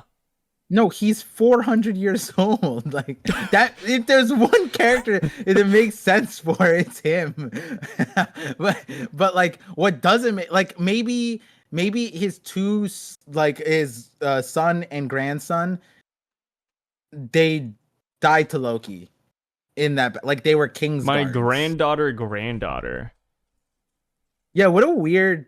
That's so awkward. Is that my grand? Is Where's that like my a grand Viz thing? Let me see.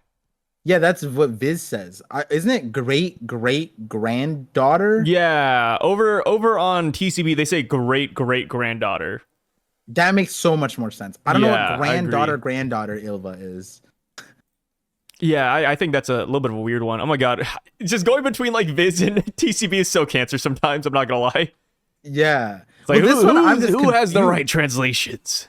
I've never heard anyone say granddaughter. That's like I get he's drunk. He says granddaughter's like, granddaughter, so it's like it's because like he's like slurring his speech, so it's like that's the school where my granddaughter Ilva goes. Which, like, I don't know how that's, like, slurring your language, but, like, even, like, what you said, is he saying granddaughter's granddaughter? Because that's different than great-great-granddaughter, because that could mean he had a son who had a son who had a daughter. Or, no, had a son who had a son who had a daughter. Versus this one saying his granddaughter's granddaughter, which that's, like, 6 generations then, right? Because then it's your granddaughter's granddaughter. That's different. I'm confused. I feel like that monkey from The Simpsons that's just clapping his hands right now. I'm just like, like that's what's happening in my head. I'm like, you know what? Do I care that much about Yaru to like find out his family lineage? Maybe not anymore. Yeah, if it happens, it happens. like I'm be honest, like I didn't even consider the people in between Ilva and Yaru until you mentioned it. And I was like, oh yeah, they should be kind of important, no? Like the chief captain of the giant pirates, their son, daughter would be important, their son, daughter would be important, and their son, daughter would be important, to the point where, yeah, Ilva's the most significant kid on Elbaf besides Colin, but honestly is the most significant giant, because now it kind of makes sense why everybody's been name dropping, like all the teachers been name dropping Ilva over everybody else, because she's the favorite. Yeah, because you don't want to mess with Yilva because her grandpappy is good old Yarl. Yeah, the oldest giant. Like you mess up, you can never have parent-teacher conferences. Well, we don't even know what parent shows up. Yeah, like, do you think they even know what a school is? Yeah. Like, my granddaughter goes to that building over there and reads some letters. All I know is that at Ja Rule's age, he's basically the liver king, because his liver's so strong. He get washed king. Like this. Yeah, he's the liver king, bro. Yeah. So, yeah, I'm gonna be honest. I don't really care about the in-between, and I don't necessarily want Oda to like expand on this family lineage more. There's a chance they will, though, you know? There is, but like, Like, okay, drawing it back a little bit, do you care for Ilva to have any, like, is she strong? Does she have, like, the Sharingan? Like, you know what I mean? Like, I don't want Ilva to be notable in any, we have Colin, I want Colin to crash out. I think Colin will crash out because of Ilva, though. Oh. Yeah, I mean, that's how it goes, right? We got two kids, they're noteworthy, like, maybe Ilva is, like, a loser, and then Colin steps in and saves her, and then they get like a crush on him, like a childhood crush. Like, that happens. Yeah. And Scoffer, then Colin has like a flashback, like, is this what my father was talking about? Becoming a man? The love? Is this what it feels like? You know, I don't think Colin's going to be in love. You know how One Piece characters are. He's like, what? Ew, get away from me. He has the tism. He has a little bit of the... No, kids that age don't think about love like that, to be fair. That's true. Yeah, no, I agree with that. Except Sanji. So yeah, Sanji's a different beast, though. Yeah, but that's what I'm saying. Colin's dad is that same beast. That's true. Yeah, you're right. His dad is like the minister of love. I mean, but what age? Okay, let's say you give your kid the bird and the bees talk, right? Yeah. And the normal age, I guess, like 15, 16. But if you are the minister of love, if that is who you are, what age do you give your kid the birds and the bees talk? Is it younger than that then? I mean, the birds and the bees talk is like boomer stuff, right? Normally, it's a more of a progressive development as it's relevant. But like you know, for me, for example, like my wife knows this. I always says I did not care about like relationships or girls, like even in high school. Like there's so many situations where it's like, oh, what? Like I'm supposed to care about this person's feelings like that? Like, damn. Like, yeah. Heartbreak over here. No, well, I wouldn't say heartbreak. My best friend was all like the girls I talked to, my daddy bought off. My best friend had a I think it was like a really funny damn, I don't know if the other people are listening on it, but it's anonymous in the sense of he got confessed to like on after like soccer or before soccer practice, like on the field, and it was like this big deal because like other people knew that situation was gonna happen, and he was just like I forget what he said. He's just like I think it was something along the lines of like, I don't got time for this, I have soccer practice. And then he just like completely just walked off and it's like, yeah, I don't really care. And then he just left.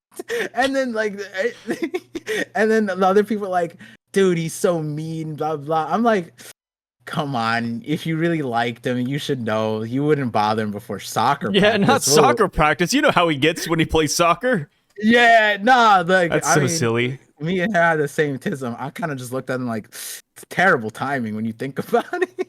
Yeah, you should have waited till after practice. Come on.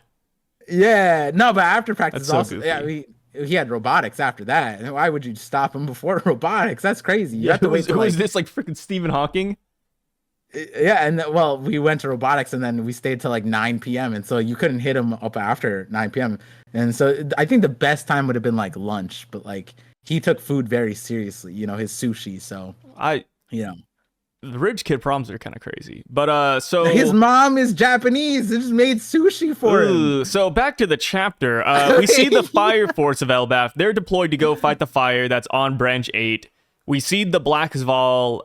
The giants look kind of cool, actually. One of them kind of looks like Brooker T-Bone, actually. Just really malnourished, even. Oh, the giant. Yeah. I looked at him too. I was like, damn, this guy. He's not eating, bro. Yeah. The fires have taken a lot from him. Yeah, he's a Pepe Kingdom. It's a good one. So that is when a giant Brook skeleton hops out and slaps the ship out of the sky. We kind of talked about this earlier, but it's just so powerful, right? Like, yeah. We were kind of convinced of it last chapter, but I think this chapter solidifies the fact that all the giants are probably going to be held up fighting these nightmares. Like, these nightmares are no joke. You can't one-shot them like Saul did with Jormungandr because these guys are like 50 times bigger. And which monster are you most excited to fight based on this chapter and last chapter? Spider Cloud. Like, if it's real, like lightning, and it's a cloud, how do you fight that? You know what I mean? Like, I guess hockey, but it's not like a devil fruit, right? Like it is a devil fruit, but the salt is real salt, right? So like, is the cloud like actually intangible, and can you counter it with hockey? Like, is that how it is? Like, it's a very, like, some of these things, depending on how real of the dream it is, they can be insane. And you like Nika's is obviously a cool one, but it's also dependent on like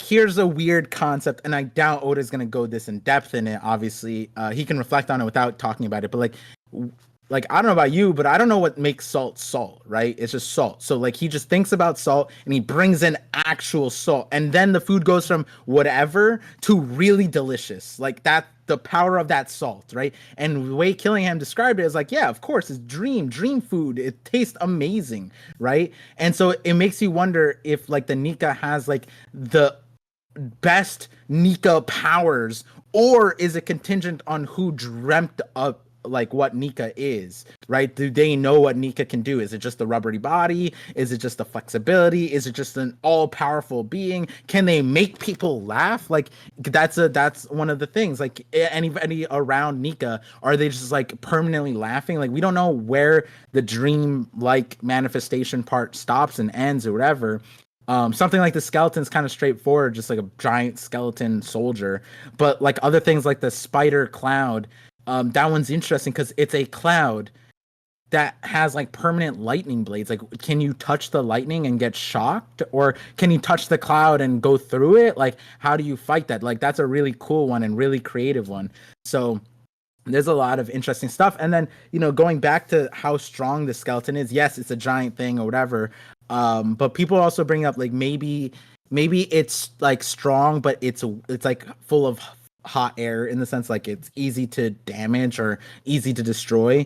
But then on the flip side, we don't know if it regenerates, or we don't know if it just comes, like Killingham can just respawn it. You know what I mean? Like, if the kids are still sleeping, why can't he just pull into their dream like more salt or more skeleton monsters or more Nikas? Like, he probably can. He didn't say that there's any limit to that. So it's all pretty interesting. Yeah, no, I agree. Like, these monsters could be crazy. Like Loki, for example. Like, imagine he has Ragdir and it's like shooting lightning out. And like you said, like Nika, like over here pulling out more creations. Like, we don't know. As far as what I'm most excited about, I think the Ghost.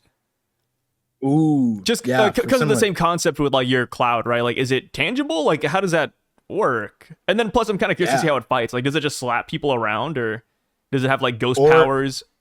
Yeah, like it works like Perona's ghosts. Yeah, like, you just get depressed. That'd be crazy. Yeah, and then plus, like, this is round 1. Who's to say that when round 2 happens, more monsters just don't come out too, right? Yeah, and then also, and again, like pulling from dream-esque powers, it's also a thing where like the person who instigates that, they can like buff the nightmares. Like, I'm gonna make your nightmare times like 4, and sometimes it's multiples, or sometimes it's just like a steroided version of whatever you had. And so like maybe he's like, all right, well, you guys beat the skeleton monster. How about I make an army of them? Oh, you guys beat Nika. I'm gonna make like a 40 times bigger Nika, which I'm not saying is gonna happen, but like there's versions of that's interesting, that's possible. But yeah. In this panel, something else I thought was interesting is we see a jet black ship that is marked by flames because it's the fire station, truck essentially, and like he has like a crank, and it's like, that's kind of interesting. Yeah, I thought about that too. Like, is this? No, it can't be. I mean, we need like the whatchamacallit, the whirlpool still. True, but and plus we don't know of any significant character in the Fire Force yet, too. What if Scopper is the fire? What if he's a part of the Fire Force? He's a firefighter. No, there's no way. That's how we got the marked by flames fire. Scar. If Scopper shows up and they say he's the best firefighter in Elbaf, then I will agree. Well, here's an interesting thing. We did question. Remember when Ripley told us about that village that caught on fire and they cut the tree? Yeah. Who's a great person to do that? Would be Scopper. Scopper could probably do that cleanly. No, I mean, we can't forget about Yaru though. Yaru just like whips his beard and just like slashes. That'd be sick actually if Yaru fought with his beard. But like, or maybe he fought with the sword that's in his head. Like he just does nothing but headbutts now. Dude, that'd be sick. I was thinking, is it Bobobo? Bobobo? Is that the guy with the nose hair fighting? Yeah, or the hair? Yeah. I'm not saying I'd want that. Wasn't there a character who had that? No, it was the shipwright guy who had his hair just like point out randomly and just kept pushing it back in and it would pop somewhere else. I forgot his name. His name was was it Tilestone? No, that was the other one. Tilestone was the bigger guy. I think it. Oh no, it was it was the skinnier, strong. Yeah, it was the skinnier guy. Yeah. Tilestone's a good call though. That's a good memory. Yeah, it's because I've been looking at Tilestone lore recently. I was doing some research on him. For a theory. On the Jewel Tree Atom. Maybe he's been hiding it, you know? Yeah, maybe Tilestone is Emu. Yeah. From the famous Tile family. Yeah. You never know, man. Stone Mason, Poneglyph creators. I mean, I don't. Ooh, the possibilities on the ship there's a world where it's just not black; it's just like red or something. Do you think Oda, like, because we've seen it before where the shading, like even like Loki's hair, it looked white and blonde, but it's purple, right? And like we would think that like you'd shade that in a little bit, but Oda didn't. And we've seen other situations where like the shading is just red or it's a different color. Do you think it's black or do you think it's like red? I think it could be red. Yeah, that's it's hard to gauge color. That. Yeah, I thought about that and I was like, the easiest way to dismount this theory is just that it's not black, it's just a red ship. Yeah, or like it's blue or navy or periwinkle or something. I think a fire truck. Oh wait, what color are fire trucks in Japan? Maybe it's not red. Maybe that's American. I think they're red. Oh, okay. I think universally fire trucks are like red, yellow, or white. White. Yeah, I was gonna say the other one I know is white. Yeah, but not black. I've never seen a black fire truck. I mean, that's kind of terrible. Like a black fire truck would be like, what is this, Batman? Like, what the? That'd be cool. Wait, what? No, what do you mean? No, because a black fire truck. That's awesome.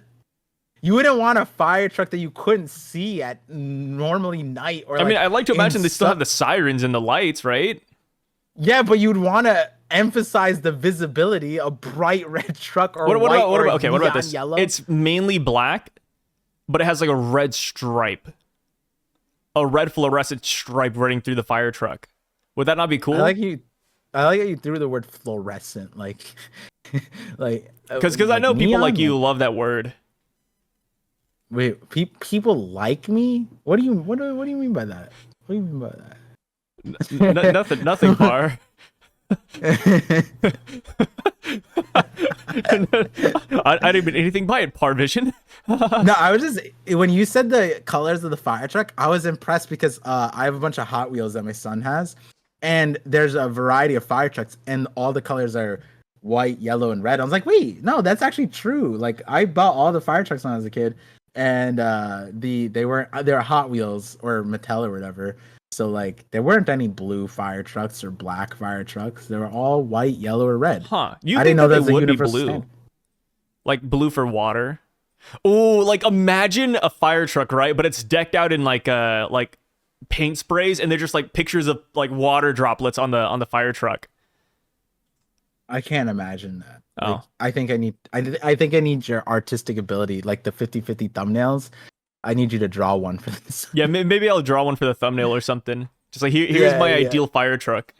There's like a Yeah, black so version, people- and then there's like a blue version with water droplets. Because I would say a majority of the viewers here have no idea about your artistic ability in regards to the thumbnails on the other channel. They've been missing out. Oda's team hit me up at one point. They said, "Hey, you want to draw for One Piece?"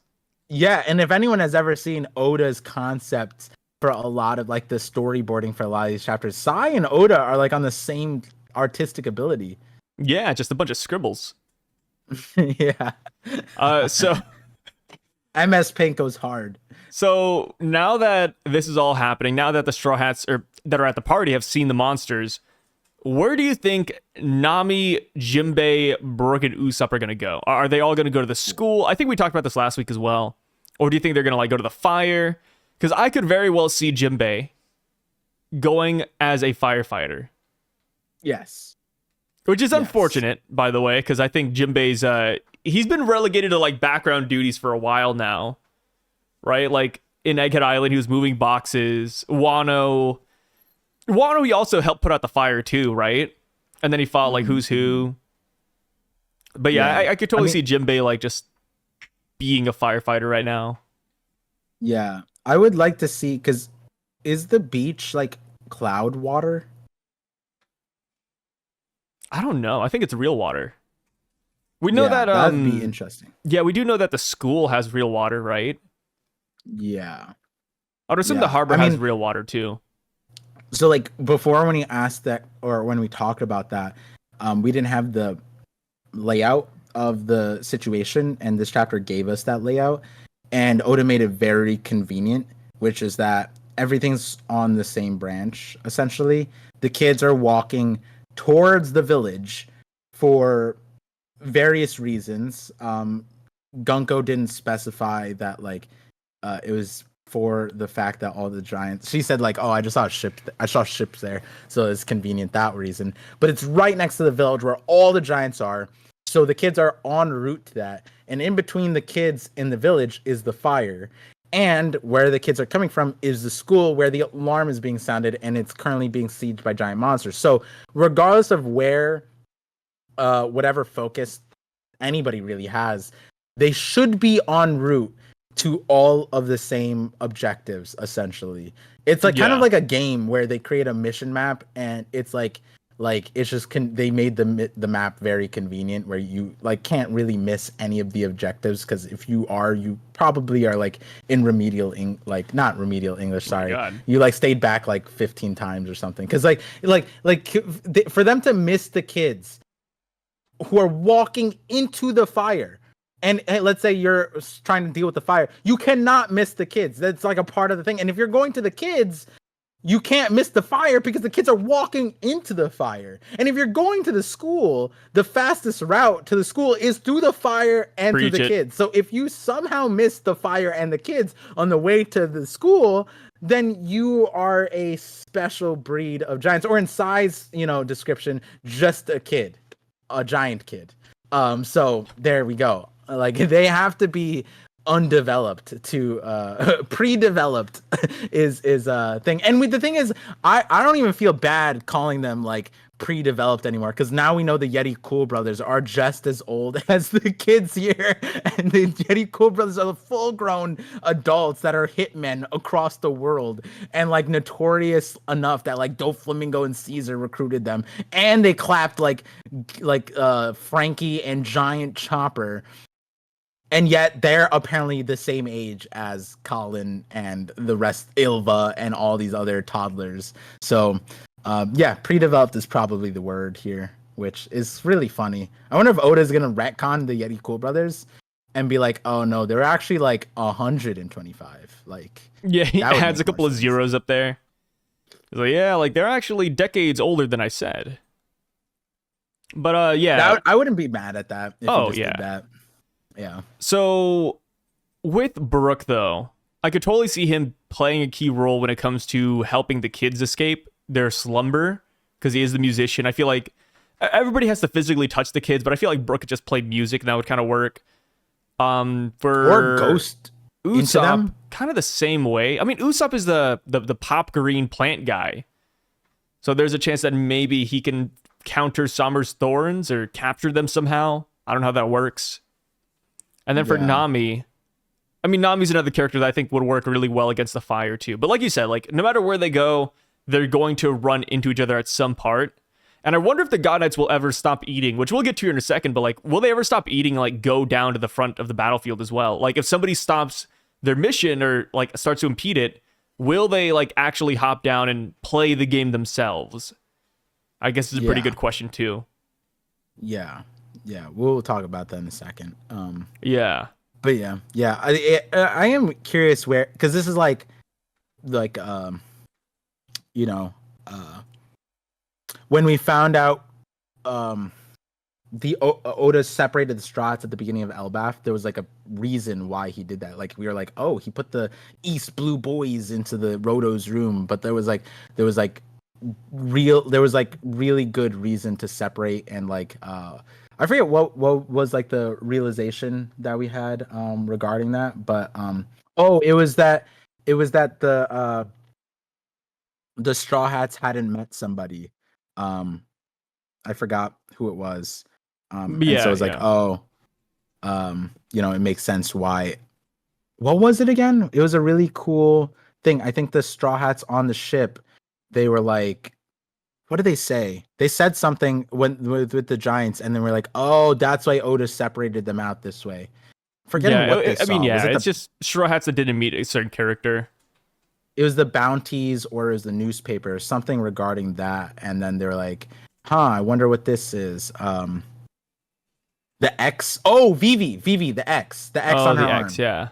Yeah. So that those Straw Hats didn't see that, and so that's what they were like. Like, I wonder, does that mean something? Did they always have this thing on Luffy's arm or something like that? But it was Vivi who did it through Big News Morgans, and so that's why Oda separated them out that way, and it made so much sense. And so similarly here, like this is the point where Oda like positions the Straw Hats in a specific way, and it's going to be interesting to see why, where, who they face. That's another big thing, because like another thing, like Sanji, Zoro, Luffy, they're kind of like away from all of this, and they're technically in not the worst place because like obviously we thought that Loki was Loki is the strongest, but we found out that like it was a bluff to a certain extent. So like now the situation is the strongest Straw Hats are now the furthest away from the biggest threat, whereas in reality they didn't all need to be there against Loki because he wasn't really like that much of a threat physically, at least to the Straw Hats. To Hiruden, it was a very damaging. Oh, yeah. But to the Straw Hats, Loki wasn't much of a threat at this junction. But so it is curious how Oda places the Straw Hat, not the Monster Trio too, because where do they go after this? Especially because It looks like they might just be chilling for a while. Yeah. They're gonna be a part Maybe of it's hard Loki's to family drama. Yeah, they're gonna start, and then they find out like, what? There's a fire? What? The kids are walking into fires? Are they stupid? And then someone's like, yeah, they're just giant kids. That's just how they do. Yeah. So we go down now and we see the God Knights. We get to the God Knight portion of the chapter, and they are literally just hanging out. And Sommers goes on a whole spiel about how every love has its thorns, and how his favorite thorn relationship is a parent and child, about how parents will die trying to protect the kid, and the kid will just watch their parents die. That all good spiel. And now we got to talk about the one father-son relationship that I think not people only care about it, but the one that might be the most prevalent, and that would be, of course, Scopper and Colin, right? Do you think Scopper will go down protecting Colin? Do you think Scopper is going to fight Sommers? Like, how do you see this playing out? I don't even know. Even We don't know Ripley, where... right? I mean, even Ripley could go down protecting Colin. Yeah. Well, we don't know where Colin is yet, right? Yeah. Like if he's affected slash, what position he's going to be at. Because another world is that now that we have the map, which is on the next panel, the village that Colin was at, which the last we had seen him, which I think it was like probably 3 chapters prior in regards to when we got updates about the party. So like Usopp hitting Yaru's sword, the talk about like Scopper. It was like 3 chapters ago where we saw Colin just like hitting the running man pose and just running, and then we never saw him after that. And now that we got the map, it's seemingly like the only direction he really could have gone was to the school, right? Yeah, because it's all like one branch. Yeah, and he's also like, where else would, if he's like, yeah, like maybe he goes to see his dad, which is Scopper. Scopper was with us, but I don't see him like aimlessly going that way. And then, but the other weird part is he was just at the school, right? So like he was just at the school he fought Luffy. And his mom was there. His mom's no longer there. So like it is kind of weird. Like where else would Colin really go towards to do what? Like because we I don't know if we even got a direction. We just assumed like, oh, maybe he's gonna go see his dad because they had mentioned him, like to bring him to the party. But like where does that mean? And I don't know why Oda would necessarily remove Colin from this setting. I think it would make more sense to keep Colin in this like environment. And if the kids are walking to the fire, it'd be crazy if Colin was like already there and he was maybe running from the fire, and then he's running from fire, and then he sees all of his friends walking into the fire and he has to try and stop them, right? Like that would kind of be a real like conundrum for him. So and then we have to discuss Scopper, who has been on the tail of the Holy Knights, and the Holy Knights were at the castle, so he routed himself to the castle, and then the Holy Knights were at Loki, but instead of going down there, he's not there. The Straw Hats went there, and we don't know where Scopper went. Scopper kind of was just like, hey, if Elbaf is not destroyed, come see me, so it's like, does he want to take place, or is he chasing after the Holy Knights? And if he goes directly to the Holy Knights, then he's not in the setting, because the Holy Knights are like nowhere near any of this stuff. Apparently, we don't know where the Holy Knights are on this map technically. So it is kind of interesting. Like you said, like Scopper, Ripley, and Colin are probably the main characters, I guess, like of the scenario, and they're all removed from it, which is kind of the most capable. Also, most capable kid. Most capable human outside this. I mean, obviously not Straw Hats, but like, I would go to say Scopper's probably the most capable against the Holy Knights outside of the Straw Hats.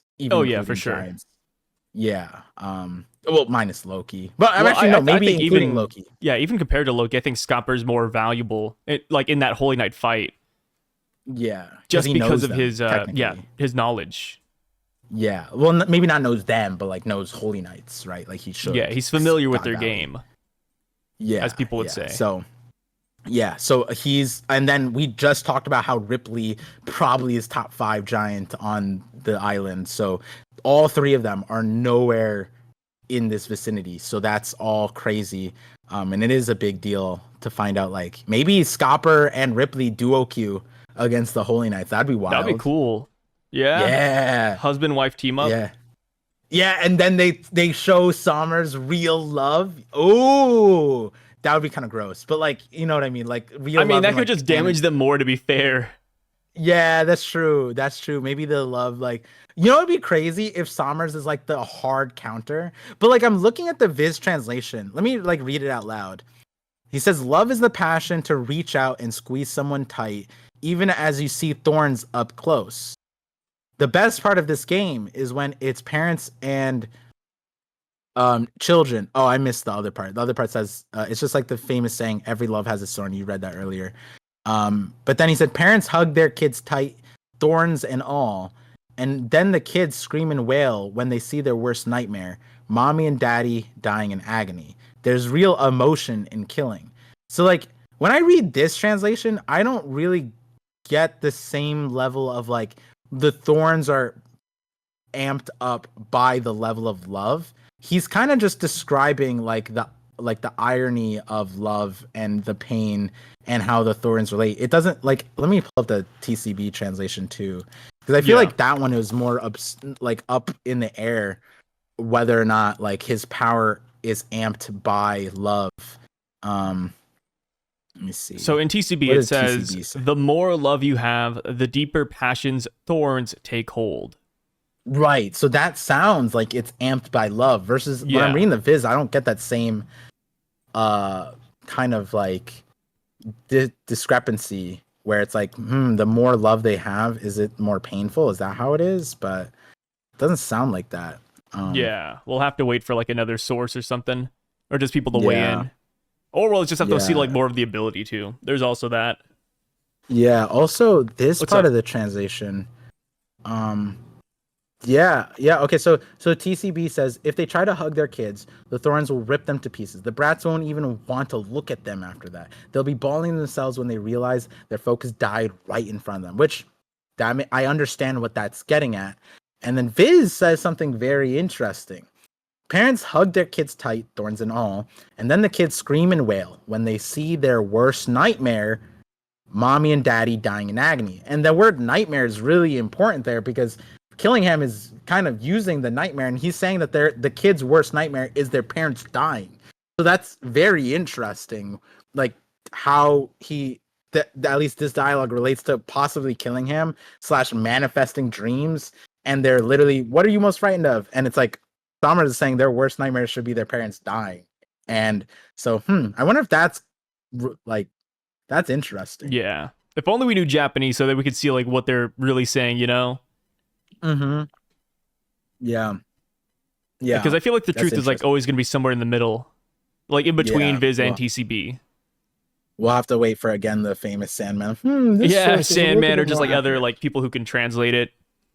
Yeah. But with Sommers though, we learned that he does have the thorn devil fruit. My theory about the mythological monster is totally incorrect. Turns out that this guy, a saint, does have a devil fruit. And you know what? I like that it's Paramecia. I really like his devil fruit, and I am even more curious about his sword now. Because his sword also had thorns as well, so did he use his devil fruit on his sword, or did his sword come like that out the box? And then plus, like, this is just one utilization, right? The whole thorns and the kids thing. But he probably has, like, a lot more in his belt that he can use. Like, we saw how versatile Gunko's ability was. I think Summers is going to be no different. I think that this guy's going to be super cracked. I think that it's, like, not to be, like, racist here, but I feel like the Saints, like, the Holy Knights with the Saint title, they're going to be a little bit more cracked, maybe, than Gunko. Like, Gunko was the first, technically, of the Holy Knights.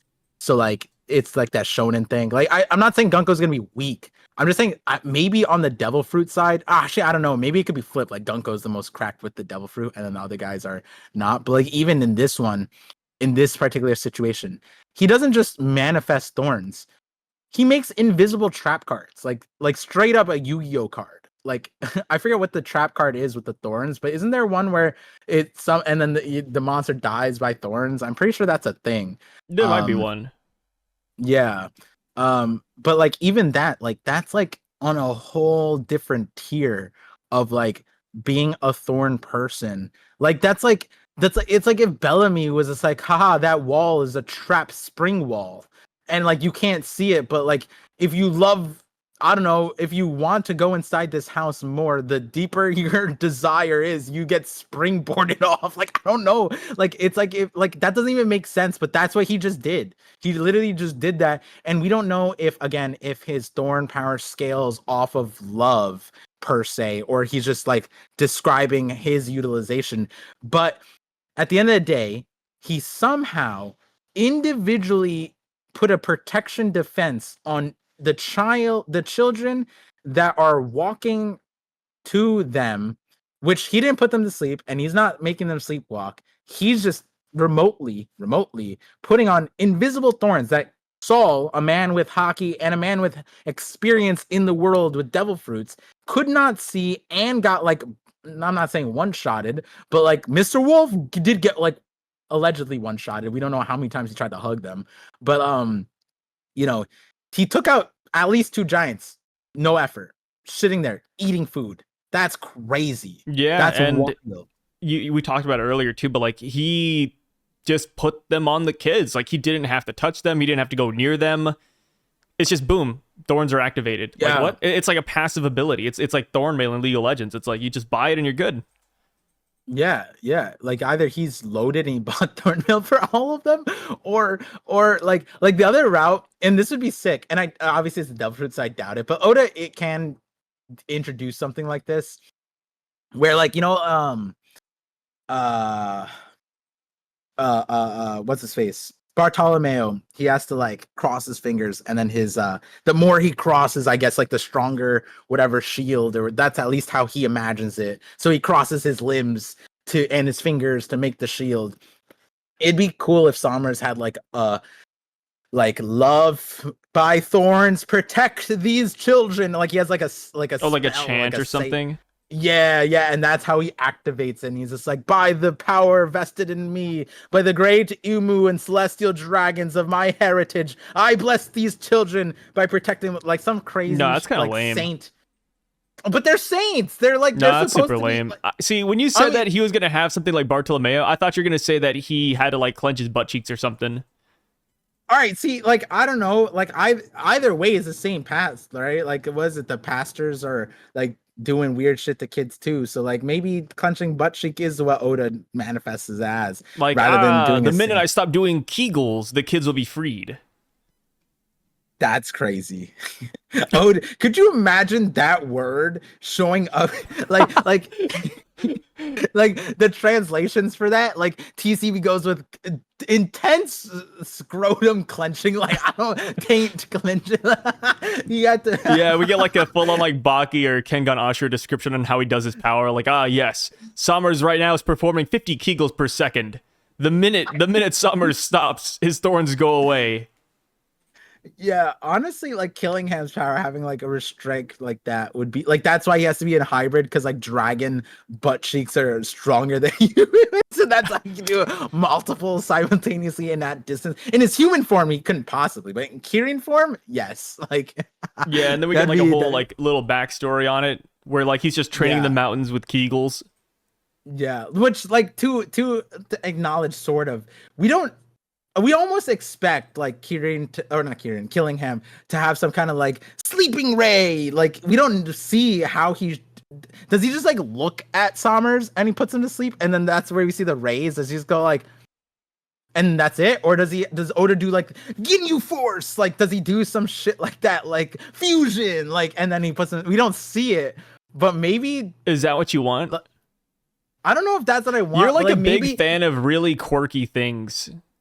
So like, are you? Shut up. Because you're over here like, I really hope, I hope and I pray that Somers has a chant that he activates when he activates his thorns, and now you're saying, ooh, I hope Killingham does silly poses to activate his sleep powers. It's like, okay, Par. I would much rather silly chant than butt clenched Kegels, okay, Sai? The only reason I came up with that is because you wanted some sort of quirk to go with their powers. You still came up with it.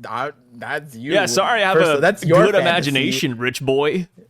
Yeah, no, I would imagine my fantasy is more akin to that. I don't know what crazy kinks you're into, Sai. The butt. I got none.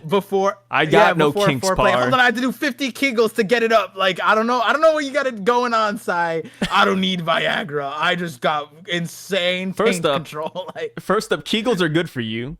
Second up, that's fair. Yeah. I mean, Kegels are like girls, more healthy exercise. For girls, I don't know. Do we need Kegels as much? I mean, not as much, but I mean, I'd like to assume Kegels are still like good to practice, I guess, right? I mean, like we both, like in our contract, it says that we have to do at least 4 per hour. Yeah. Yeah. Due to our YouTube contract, we actually do a lot of Kegels. The mysterious editors made sure to put that in. Yeah, now the viewers are gonna be watching. Like, did they do their 4 Kegels this hour? Like, oh, that's when they're gonna put in the comments. They're gonna timestamp when we did our Kegels. Like, Yeah. but At this moment, Pard performed 5 Kegels in a row. dude, that's For those of you guys who don't know what Kegels shit. are, it's when you like tense up your bottom area. Why the fuck are you laughing? Because your pause, you're just like, I don't know what you were searching for in that moment, but like you just went. It's because like I try to hold myself base. back. I don't want to get too degenerate. I don't want to cuss that much, and it's like, oh, this is too degenerate. I got Yeah. Gotcha. Normal exercises that apparently are good for you. Describing them is too degenerate. You literally said this is healthy for you, and then you had trouble describing what was healthy. no, it's like a murder on TV. It's like they don't go into gruesome details as to how the murder's performed. They're just like, yeah, like somebody passed away here, bro. Like, wait, I feel like all of the television that you watch do describe how the murder was performed. well, I listen to true crime podcasts, so yeah. I love documentaries like that.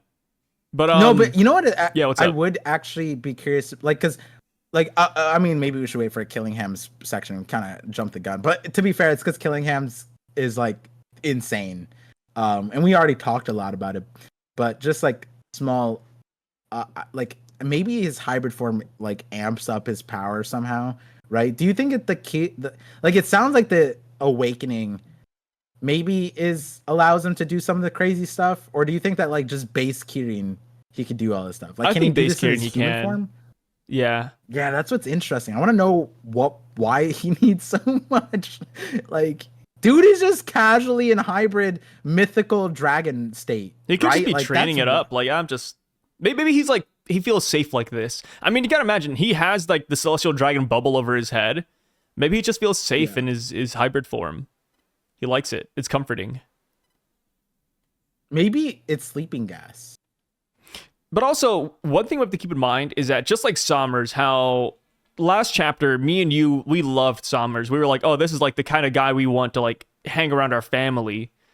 And then this chapter, he's talking about like killing families and, destroying parents and kids. And it's like, whoa, like maybe not so much anymore. We gotta remember that these guys are celestial dragons. Do you think Killingham's gonna have a quirk like that? Like, ooh, I like putting kids to sleep. Like, do you think he's gonna be like that? Like, ooh, when people are sleeping, they don't know what happens to them. Like, Killingham's just like a P. Diddy type of character. P. Diddy character. Like P. Diddy coded. Dude, I just imagined that Nickelodeon, like, what was it? It's called, was it That's It or something like that? P. Diddy was in one of the like things season 6 of, and the skit that he signed I remember on that.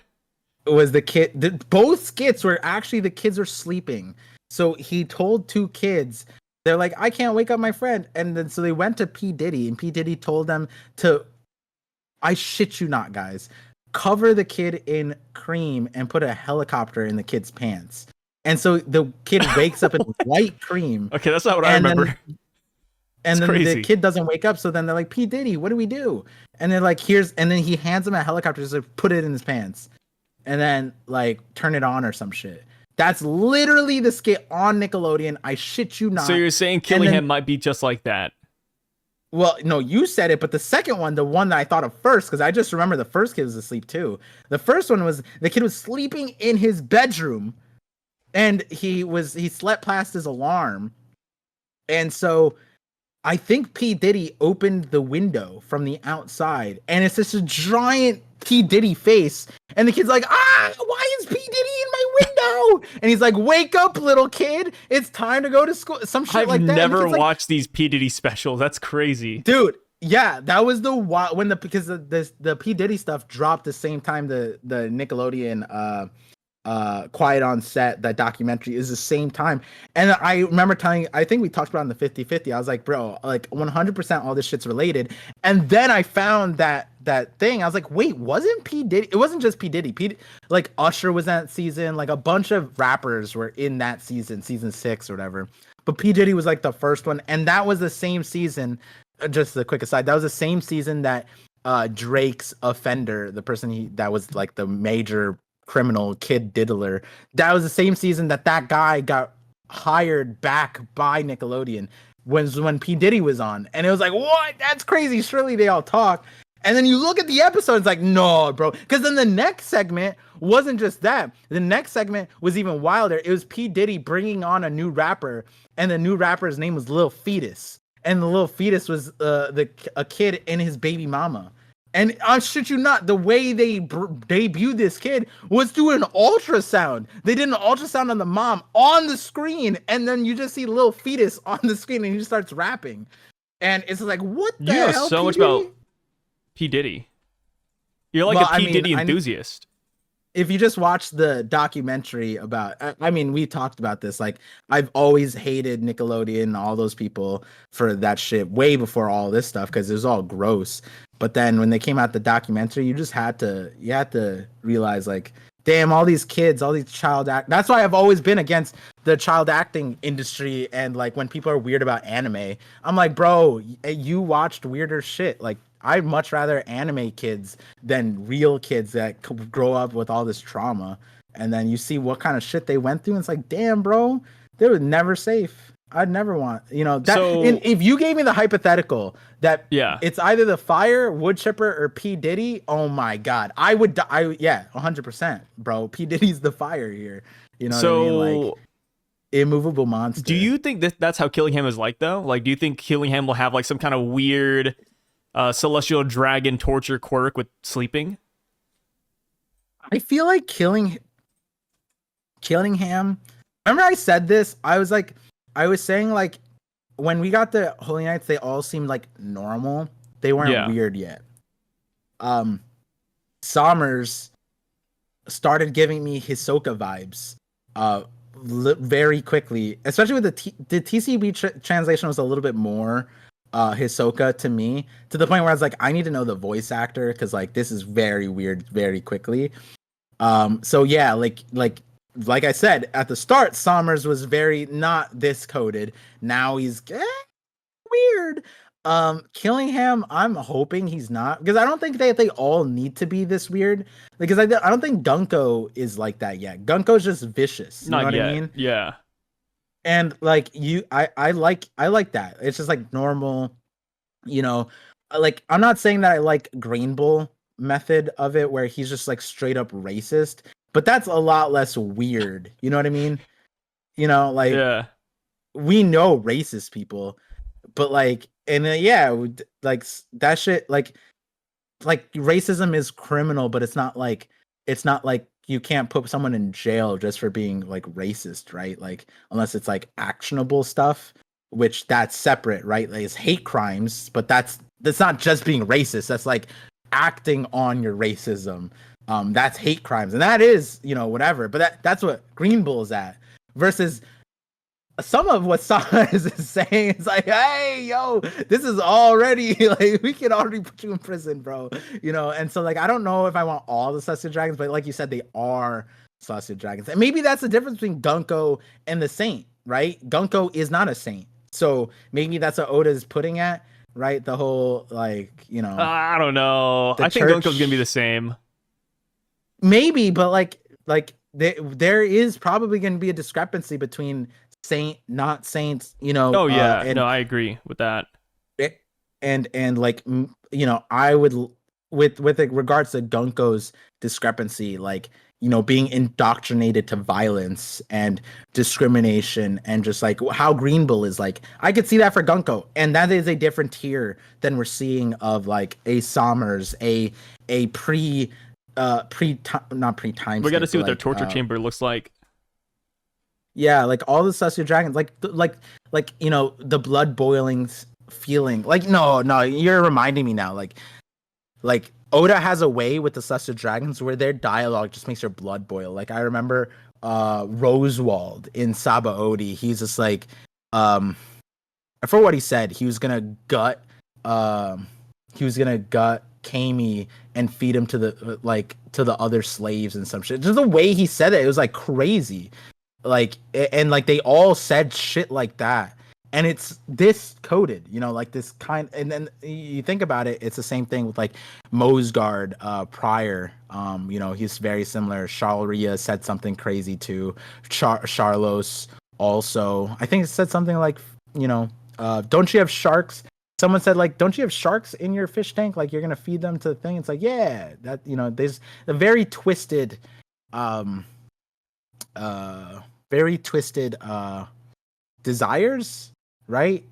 And that is a celestial dragon thing. So maybe Killingham is gonna be like that, like the necromancer sleeping thing. Like maybe he has a weird thing about like, you know, death is the ultimate sleep. I love, like, I mean, when you think about it that. too, like these guys, there's a good chance that they picked these devil fruits specifically, kind of like the Blackbeard pirates, where they went around plundering devil fruits. We have to remember that these guys have connections. Like, there's a good chance that he wanted the Iba Iba no Mi, which is the thorn fruit. You know, Killingham wanted the Kirin fruit. Like, they don't eat it out of necessity, or they don't eat it out of survival instinct. It's like, no, they wanted these guys. Yeah, or even crazier than that, they willed the devil fruit into like existence somehow. Because we don't, there is a world where like, yeah, like that we could, like, I mean, there are some theories whether they were pre Gorosei reveal, pre Emu reveal. A lot of theories thought that, you know, the celestial dragons had the devil fruits, and that's the reason why like they were just freely giving out like Boa's fruit and Kaido's fruit and Kuma's fruit. Like those are prizes. Like why would they be giving them out? Why would they be feeding the slaves if they didn't have like a monopoly or some kind of like strong association to creating them? And then we see the experiments that Saturn had. Saturn literally gave out to Bonnie the most cracked devil fruit probably in existence, even including the Nika fruit, because she can become Nika. And that was just something that he threw out. Like he gave it to them as an experiment. We don't know what that means. And so maybe there's a way that they can will the fruits, or they can create fruits, or they just are the originator of fruits. And that's why Mother Nature is mad and why they ban it. And now we actually, like you said, we dispelled a huge assumption that a lot of people kind of ran on, which is that the celestial dragons did not eat devil fruits. One thing that like a lot of people had said, like Doflamingo wasn't allowed back in the Holy World because he had a devil fruit, but that's not the case. Somers is the Thorn Man. He has the thorn fruit, and we knew to a certain extent Killingham, right? We knew that was a devil fruit to a certain extent, like, or no, actually no, this chapter kind of confirms it, because it could have been that he was like a natural Kirin, like the Gorosei sort of are, but you know, apparently the celestial dragons are not opposed to eating the devil fruits, which that changes the whole dynamic of devil fruit creations and devil fruit like isolation. Like, oh, we don't eat devil fruits. No, they are not above eating devil fruits. So that's huge, actually. Yeah, that in and of itself is amazing. Chapter 1143 definitely confirmed that to us. So yeah, it's very interesting. It's really interesting. Like the whole, like, not even just that, but like just how they view devil fruits, right? Like they're called devil fruits. These guys are gods. Like I really thought there was going to be like some sort of thing there, but turns out that might not be the case. It could still be the case though, because we do have like Shamrock's sword, which is a Cerberus, and then a couple of other transformations from the Gorosei, which are still unexplained. But it could be looked down upon, but it may not. Yeah, be or maybe like it's fine for Holy Knights because they're like a different tier. Yeah. I don't know. Or maybe this is the narrator box, yeah? Yeah, it's a narrator. Did Gunko ever self-name? No, Gunko never self-named. There's a world where it's like Wano and Fishman Island, where like Fishman Island said that they had curses, and Wano said it was sorcery. There's a world where they like convince themselves that these aren't devil fruits. Like in a world where like Saturn's experiment was seeing if the kid could get the devil fruit without any repercussions through the extract in the womb. So it's like maybe they got devil fruits from like a thing like that. So they didn't eat a devil fruit. Then like that could explain why. Yeah, and that could explain why Killingham's name is Killingham, because he was given that from birth, right? You know, so like that is interesting to think about. Maybe they don't see themselves as devil fruit users. Yeah, it could very well be like a Bonnie situation. Yeah. Because for Bonnie, we had her devil fruit name before we learned that she got it from her mom, right? Yes. Yes. Yeah. Mhm. So yeah, it could be something like that. Yeah. Yeah. And Bonnie's is hard in the sense that like I believe it, but like we don't know if water is a weakness, but we saw her in that cool Eddie and she was in her kid form. So like Yeah. maybe that deactivated her power, maybe she was weak, Oh, but we sorry, don't Par. necessarily. It's not a cool Eddie, it's a warm Eddie. All right, whatever. In my head, I was like, if I stop Par right here and I say this, he's gonna be like, what the fuck off, dude. I could predict the future, but I was like, I want to do it anyways. Par, I gotcha. Everything you said up to this point is invalid. Fuck you. Yeah. The famous comment. Oh, you misnamed this. That means you're stupid. Like, what do you have, dementia? Time to go to the retirement home, Grandpa. It's a war Betty. Those comments are always the most empowering. Like you were like, all right, this guy's fucking dumb, or it's like the most obnoxious thing. It's like, are you fucking joking right now? But yeah, warm Eddie, whatever. Okay, but we don't like. I believe it in the sense that I definitely see a world where that being in the water, like whatever. But like, I also don't. We still to this day don't know why she was there or like how she ended up in the like, she talked the bubble. about it. No, but she didn't have her crew. She was there, but like, how did she not die? Maybe that happened just a minute ago. Which is like interesting. It's like so like the straw hat just happened to blow upon the second she was in this warm eddy, and the warm eddy is a bubble of water that deactivates her powers. Sure, but like we don't necessarily like she didn't necessarily reflect on that, or like we don't know if sea stone affects her. Maybe sea stone doesn't, but water does. Like we don't know if there's a discrepancy. I don't think yet. Which I'm only saying that because we know that that's a Gorosei or Celestial Dragon experiment. We don't know the parameters of the experiment. What was the purpose of all of it? One of the things he did say is like, I want to know if there's no downs, like, you know, like the blue skin, like that kind of thing. If no downsides there, we don't know how. The other thing that we do know is that there were other experiments, and maybe like she was a failed experiment, but we don't know a successful experiment. Are these successful experiments? You know what I mean? Is Gunko a successful experiment and Bonnie's a failed one? And they're both kind of, a lot of people think that they're two sides of the same coin in that regard. So like maybe the rest of them are the successful experiments. So don't necessarily know here or there, and we don't know the parameters of the fruits, but it would be interesting if they don't think that they're devil fruit users and they think that there's something up beyond that or above that or better. And then Luffy's like, are you dumb? Like, these are just devil fruit powers. Like, see, you're weak to sea stone, like some shit like that. And they're like, no, these are God-given powers blessed upon me by the Celestial Dragon. Like that, they could easily see it like that. Yeah. And you know, speaking of kids, we forgot, speaking of Bonnie, even there is a chance that Bonnie gets affected by Killingham's power and Bonnie's nightmare gets pulled out. And do you know what Bonnie's nightmare would be? Kuma killing her? No, our glorious Saint Saturn. Dude, imagine we see Saint Saturn again in this island as a nightmare monster. We can't escape that bastard. Wouldn't that be awesome?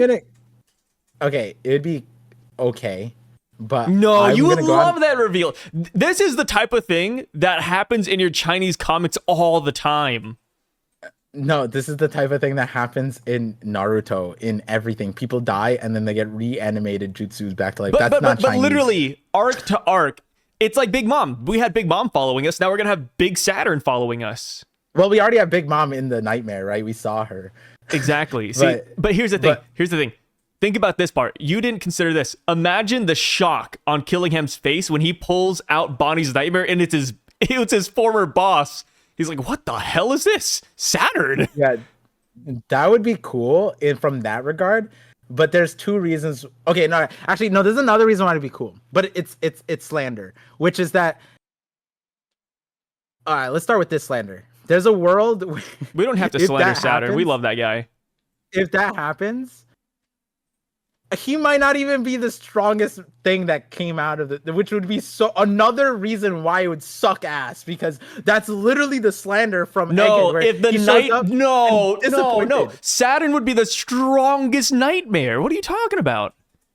Alongside Nika and Loki, a dream version of them where the kids actually know, like, oh, well, Bonnie actually know Saturn, but like the thing is, it may not be her biggest nightmare anymore because she literally saw Luffy kick his ass. You know what I mean? Like, and that's the other part where I would hate it for him to show up only to be second string again to random bullshit, to a spider cloud, to a ghost. Okay.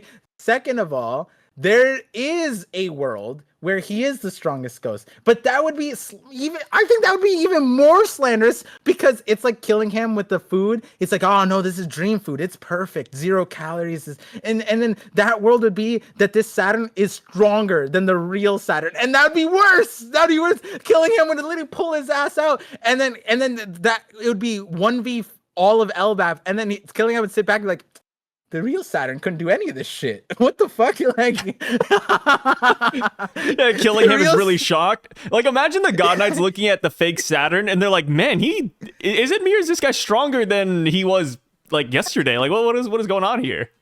Yeah, they would be like, "Damn." Wait, no. We didn't consider this. Okay, we are, as people would call them, a little bit tarded, but but Par. Have you ever thought about the fact that we could see Saturn in his prime? Because Bonnie saw Akuma's memories. What if this is God Valley Saturn? Okay. See, when people say prime, right?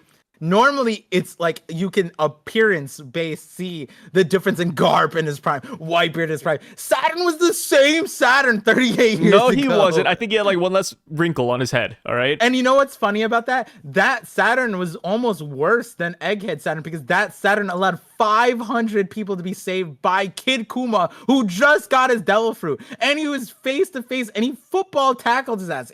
That Saturn might be more disappointing than Egghead Saturn. You know what I mean? I can't believe you'd say that. So like, Bonnie might look at that Saturn and be like, oh man, if only that Saturn was here on Egghead, because then we whoop his ass. But like, maybe Saturn looked at God Valley, is like, damn, I gotta get my money up. You know what I mean? I gotta get yoked. And so then we saw like post embarrassment Saturn, and he still got embarrassed, and then he got killed. So there's no era of Saturn that is good. Okay, there's no era. We haven't seen a good era for Saturn. We need to see Prime Saturn, which would probably be like Void Century Saturn. I don't know. Like, I think Prime Saturn would go super crazy. It would be like a Prime Gecko Moria, right? Where he's over here clashing Kaido. Like, imagine Prime Saturn, and then we learn like some Celestial Dragon backstory, like, oh, Saturn in his prime could beat Emu in arm wrestling. Why would that be Prime Saturn? When did Emu arm wrestling become? We're assuming Emu is like the strongest person alive currently, maybe, right? I don't think by arm wrestle. Like, I would like to imagine that the strongest character in the series can beat everybody else in arm wrestling. Do you think that like Emu beats Kaido in an arm wrestle? I mean, we don't know what Emu's all about. He's pretty lanky. It's like flat. But Luffy's lanky. But at least he's 3D. Like, we've seen Emu, and it's just like, I don't know. Like, it's so like by funny the end of the like, series. Okay, Par, I'm gonna poke a hole in this one. I'm gonna poke a hole in your condom. By the end of the series, do you think that Luffy could beat everybody in an arm wrestling contest? Luffy? 1v1. Yeah, Luffy. Yeah, but Luffy has a muscle form, so yeah, of course he can. Yeah, and let's say Emu can use their demon powers while they arm wrestle too. They can go to that giant demon form that we saw back when they were fighting Sabo. Fire. Yeah. Nah, you're right. Emu is the number one arm wrestler. Thank you. I finally got you to agree to a good theory. titled this the podcast number one arm wrestler in One Piece. That'll definitely get more clicks. And just put a picture of Emu super yoked. Yeah, and then put Kaido like face down in the ground and Emu stepping on him. Oh, that's Yeah. gonna. Oh no, put Zoro and Kaido. You're gonna get both sides of the fandoms down on like what? Who beats Kaido and Zoro in an arm wrestle? What? That's good. I mean, the headcan's gonna go crazy. They're gonna say that Zoro beat Kaido and then didn't have enough strength to beat Emu. Yeah. Put like here. I'll give you the thumbnail, and you put both of us on Just top of side by Zoro. side. Yeah, and give us emu eyes. Oh, yeah, Ooh. the emu eyes. Yeah. Double layered. Yeah. Which Yeah. also, we'll And talk about the eyes here in a little bit. But Sommers, here's a good one. Do you think Sommers has eyes? Why are you laughing? Here's a good one. Followed up by, do they have eyeballs? Yeah, because they have like sunglasses embedded into their face. Yeah, because like Sommers, we haven't seen his eyes, right? You just dopamine. I think it's just a celestial dragon, like genetic. They just come out with sunglasses. Yeah. Yeah, like I don't know what's going on. Like I think whatever's happening with Doflamingo's eyes could be the same with Sommers. Maybe they're like Oda cousins. just hates it when people wear They're sunglasses. family friends. Oh wait, wouldn't sunglasses would be cracked as a component for the celestial dragons because their biggest enemy is the sun god. Exactly. So they're born with sunglasses to counter the sun. That could be That's it. kind of, yeah. That'd be so Oda. Emu would just the sunglass no me. Ooh, what about Sunblock? Oh, they're just Yeah. cream. Oh my god. Yeah, Oh, shit. just crazy just sunblock Neutrogena. powers. Yeah, from the Neutrogena family. Oh, that's crazy. Man. Causes cancer as well. If only Alvida could use like the smooth fruit with like sunblock. That'd be beautiful. What do you mean? Like it just slips off of her, so she just always gets skin cancer? Like what? No. Like so Alvida is essentially like the lotion lady, right? If she awakens, Yeah, like have it be sunblock. like on other people, like I guess what are you saying that like because the UV rays bounce, they slip on her? Yeah, something like that. Yeah. Okay. See, that's some JJK level Alvida fruit that slips. Yeah, like we got to make Alvida's fruit better. Yeah, I'm trying to upgrade her. This comes back to like when I brought up like Alvida's fruit is similar to like the thorn and arrow, and like it's just on a bad character. But if you gave that to the Holy Knights, like you were like, oh yeah, her power allows her to slip into the other dimensions, and like that's like. And then she's also super charismatic because she's also a smooth talker. Oh yeah. She slipped into them DMs too. Like she can just riz anybody up because she's so smooth. That'd be cracked. Yeah, I think Alvida has a lot of potential, man. Same with Buggy, right? You said that Buggy could split an atom in one of your theories. That's I crazy. said that. Yeah. No, you said that would be the best theory. For like if Buggy is a Holy Knight. Because that a lot of people do think that he's related to celestial dragons, and then you were like, oh, like, and if he were, he'd be able to split an atom and become the nuke guy. That was famous. That was probably like my favorite sound clip of yours in the last like. Well, going down with the chapter a little bit more, the next thing we have is the pathway. We kind of talked about this earlier, but it looks like Gunko's arrow is leading the kids all the way to the port on the western village. So like you said, they're going to have to walk through all the giants, all the straw hats at the party. So one way or another, we are going to run into these guys. But one thing that we kind of get context to is that Gunko's arrow is kind of leading the kids, right?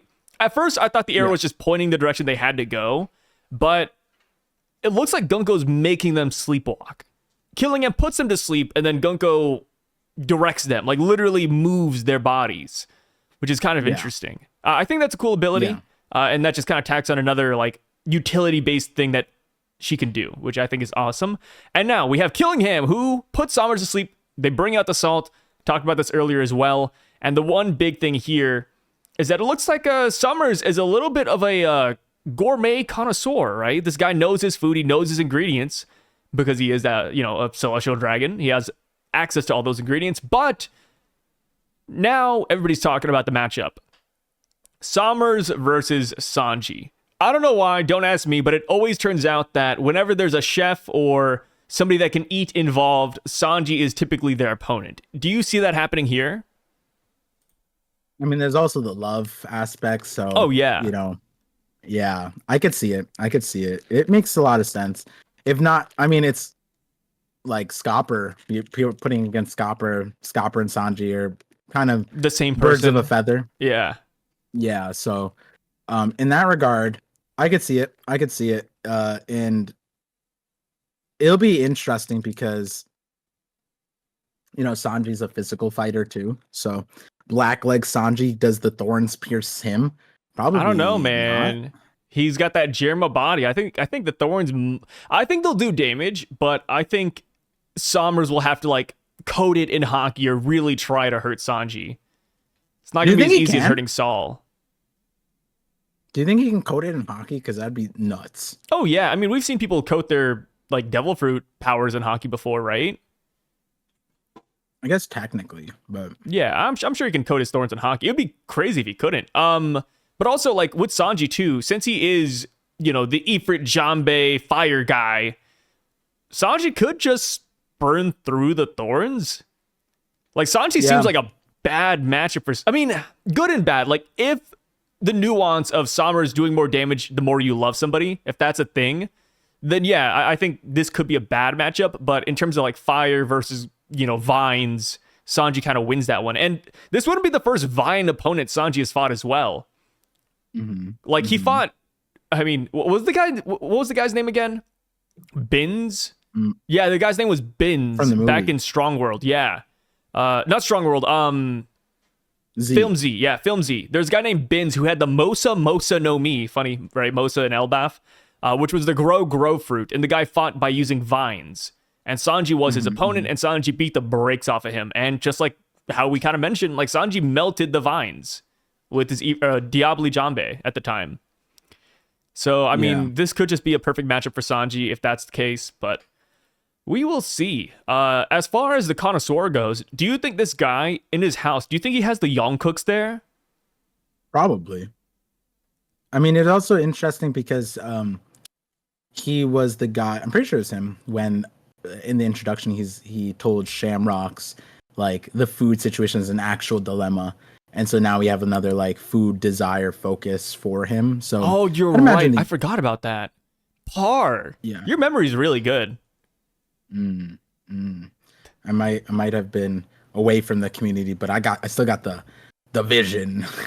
Yeah, you're like an old alcoholic at a bar that we recruit back into the force. Like, hey, we wouldn't be contacting you, Mr. Bond, if this wasn't important. America's in danger. That. And then you're like, but it's been a while, but I still got it. And that's you? Yeah. Yeah, I like that. Yeah, I like that. Season. I do got the gray hairs for it, so. Yeah, dude, gray hairs come in. Okay, here's a good question for you, actually. Yeah. As people get older, we start getting gray hair. Do you want your gray hair? Yeah, nothing wrong with it.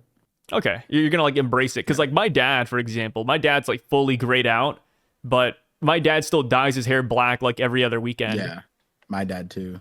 But really? It's like an Asian thing. But then I kind of made fun of my mom and my dad. I was like, bro, just like all of your friends, like, why are you just acting like you don't have gray hair? Like they embraced it. Just let the gray hair show up. Yeah, there's nothing wrong with that, dude. Yeah. No, I feel the same way. I think my mom like fought more on it. I think my dad stopped after a while. But I was just like, you're gonna be a grandma, like it's fine. Like what do you is whatever. I have gray hair. How weird it would be I have gray hair and you don't. My son's gonna be so confused. He'd be like, huh? Yeah, what's happening? Why does dad have gray hair but his mom's like what? And then she finds out no, her hair is all gray. Well, it's not all gray. That's rude. But yeah, my dad's I think is mostly grayed. Yeah. Damn. Yeah. So as far as the Yongkooks go, for those of you guys who don't know, in an SBS, Oda said that the chef that made Saturn's meal was a Yongkook. Kind of like how there's the 4 Emperors of the Sea with the Yonko. There are Yongkooks, who are the 4 greatest chefs in the world. So I like to imagine if we ever see more of the Yongkooks, because we only met one so far, that we'll meet them through Summers, which would be kind of funny. Yeah. But yeah, I love the emphasis on food with this guy. I do think he is set up to be a Sanji opponent just because of this, to be honest. And yeah, that's pretty much all we have to talk about in regards to the God Knights. Oh yeah, Foxy. We mentioned Foxy earlier, and we said that it kind of connects to this chapter, and that's because of the way that Killingham puts people to sleep. We see that it's like a Noro type of beam, right? Mm-hmm. Like it's got like that classic old school ray waves, which is kind of fun. Yeah. Pretty interesting. Yeah, I wonder if he has the same concept as Foxy, because Foxy says, yeah, these are slow beams, slow photons. I wonder if he sees it the same way, like, sleep photons. Newly discovered light particles that slow things down, which is that was one of the cooler concepts that Oda just put in a randomly garbage character. And it's like, that seems like a perfect randomly garbage. Yeah, like Foxy was not my favorite character. I don't know about you, but I love Foxy, I definitely would have liked the slow fruit in a more relevant character. You know, I think like I'm not. It's not even like it's a broken power too. I think that's why I like it.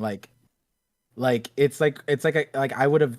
Basically, what I'm saying is that I appreciate that power in so many other positions in the story, and Oda just kind of tossed it, which he didn't even like. Why would that?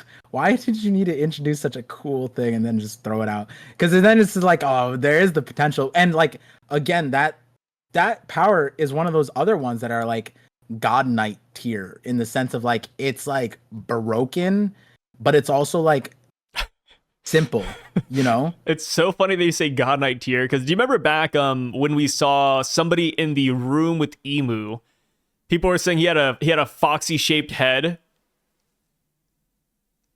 That was back during Egghead. Yeah, they're like, oh my god, like he has the Foxy double points. Like, is that Foxy? Yeah. So it's funny you say like Foxy as a God Knight. It's like, wait, well, you know, this is not like the first time somebody's brought it up, which is weird. It's like one of those things. Like, if I had a nickel for every time this happened, I'd have 2 nickels, which isn't a lot, but it's weird that I have 2 nickels. Yeah, it's so weird. I mean, again, like Foxy's so weird. Like, I mean, people think that arc was filler. Like, you know what I mean? Like, yeah, and then it's like a question of like, people want to Skypea it in the sense of I have more respect for people who skip Long Ring Longland than people who skip Skypea. Yeah, and the question becomes, it's like, the reason why that is because Skypea is obviously so relevant to the story. And I'll be honest, like, I have a video on Long Ring Longland in the scope of the Davy Back fight and why that could be relevant to the world and how it worked or the origin of it. But you have to kind of be a little bit more like, I'm gonna say it, but then I'm gonna walk back my statement. But like, you have to be hard pressed to find relevance for that arc for the rest of the story.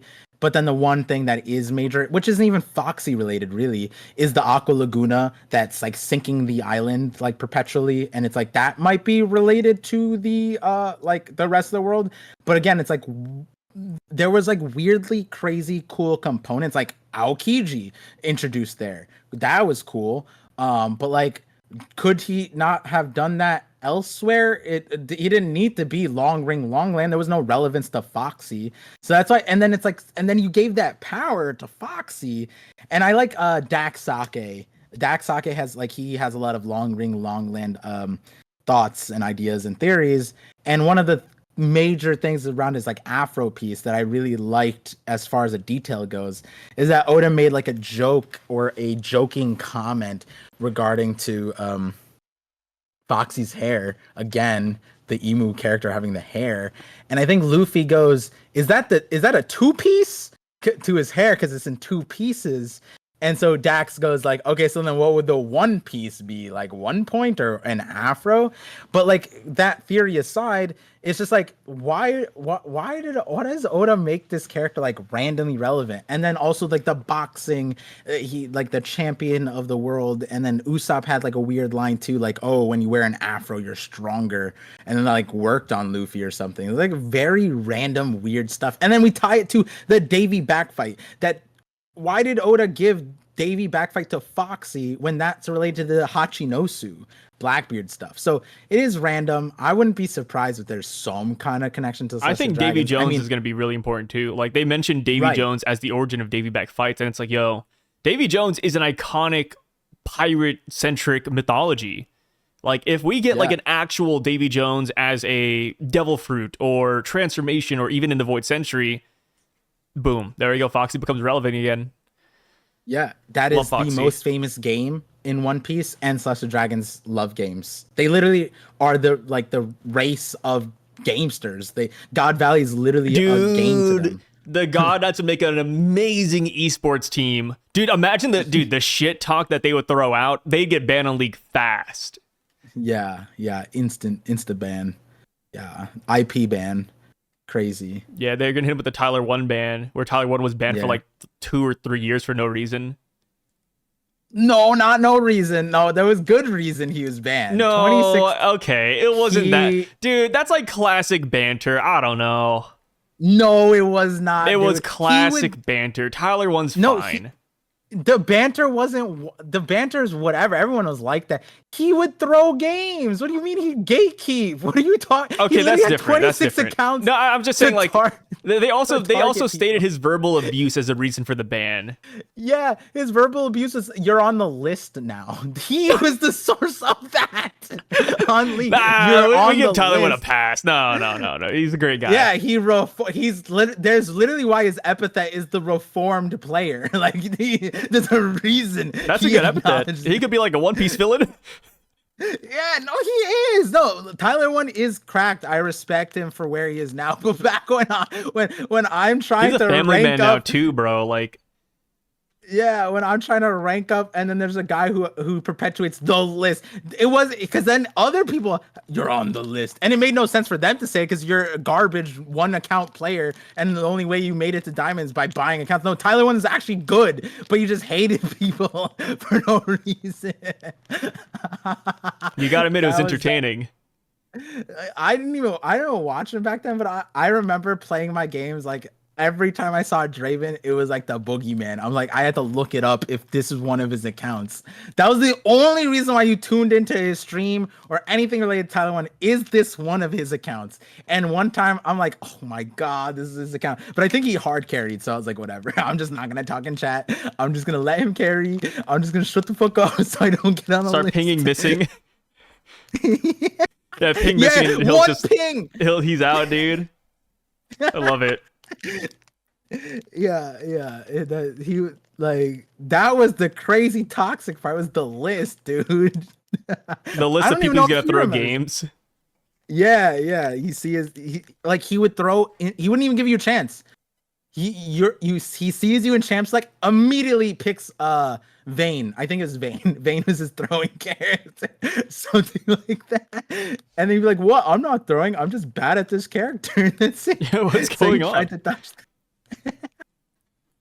So, speaking of throwing, Gunko mentioned something in this chapter. So Summers is kind of whining. He's like, this game is way too easy. Like we're just chilling here. Like nothing's happening. And Gunko says, hey. Unexpected events can still happen because I saw the Straw Hats ship at the harbor. And that is when we have like this giant question mark, exclamation mark. They're like kind of shocked by this in a way. And I'm like, wait a minute. Shouldn't this be common knowledge that Luffy's here? Because, I mean, we had, like, the whole thing with, like, the Gorosei being there. Saturn was there. They saw that the Straw Hats left with the Giants. And then even the Vice Admirals were like, hey, like, the Straw Hats, they're going to Elbaf. Should we chase them? Like, they knew that they should be here. But it looks like the God Knights had to find this out for themselves, which I'm glad they did, right? I'm glad Gunko knows they're here. I'm glad they're not, like, caught off guard. But now I'm just like, okay, these guys aren't coming, right? Like they're not relaying the most basic and important information to the people who are going to Elbaf. Okay, Par, it's like this. Imagine I'm like, hey, Par, can you go to the store and pick up some liquor or pick up some beer? We're having dinner. We need you and your wife to pick up some stuff, right? And you go. Yeah. But I forget to tell you that there is a 50-foot monster at that grocery store that shoots out laser beams from their eyes that just kills on sight. And I just forgot to tell you that. Like, I think that's a little bit of an L. Like, the communication is not the best.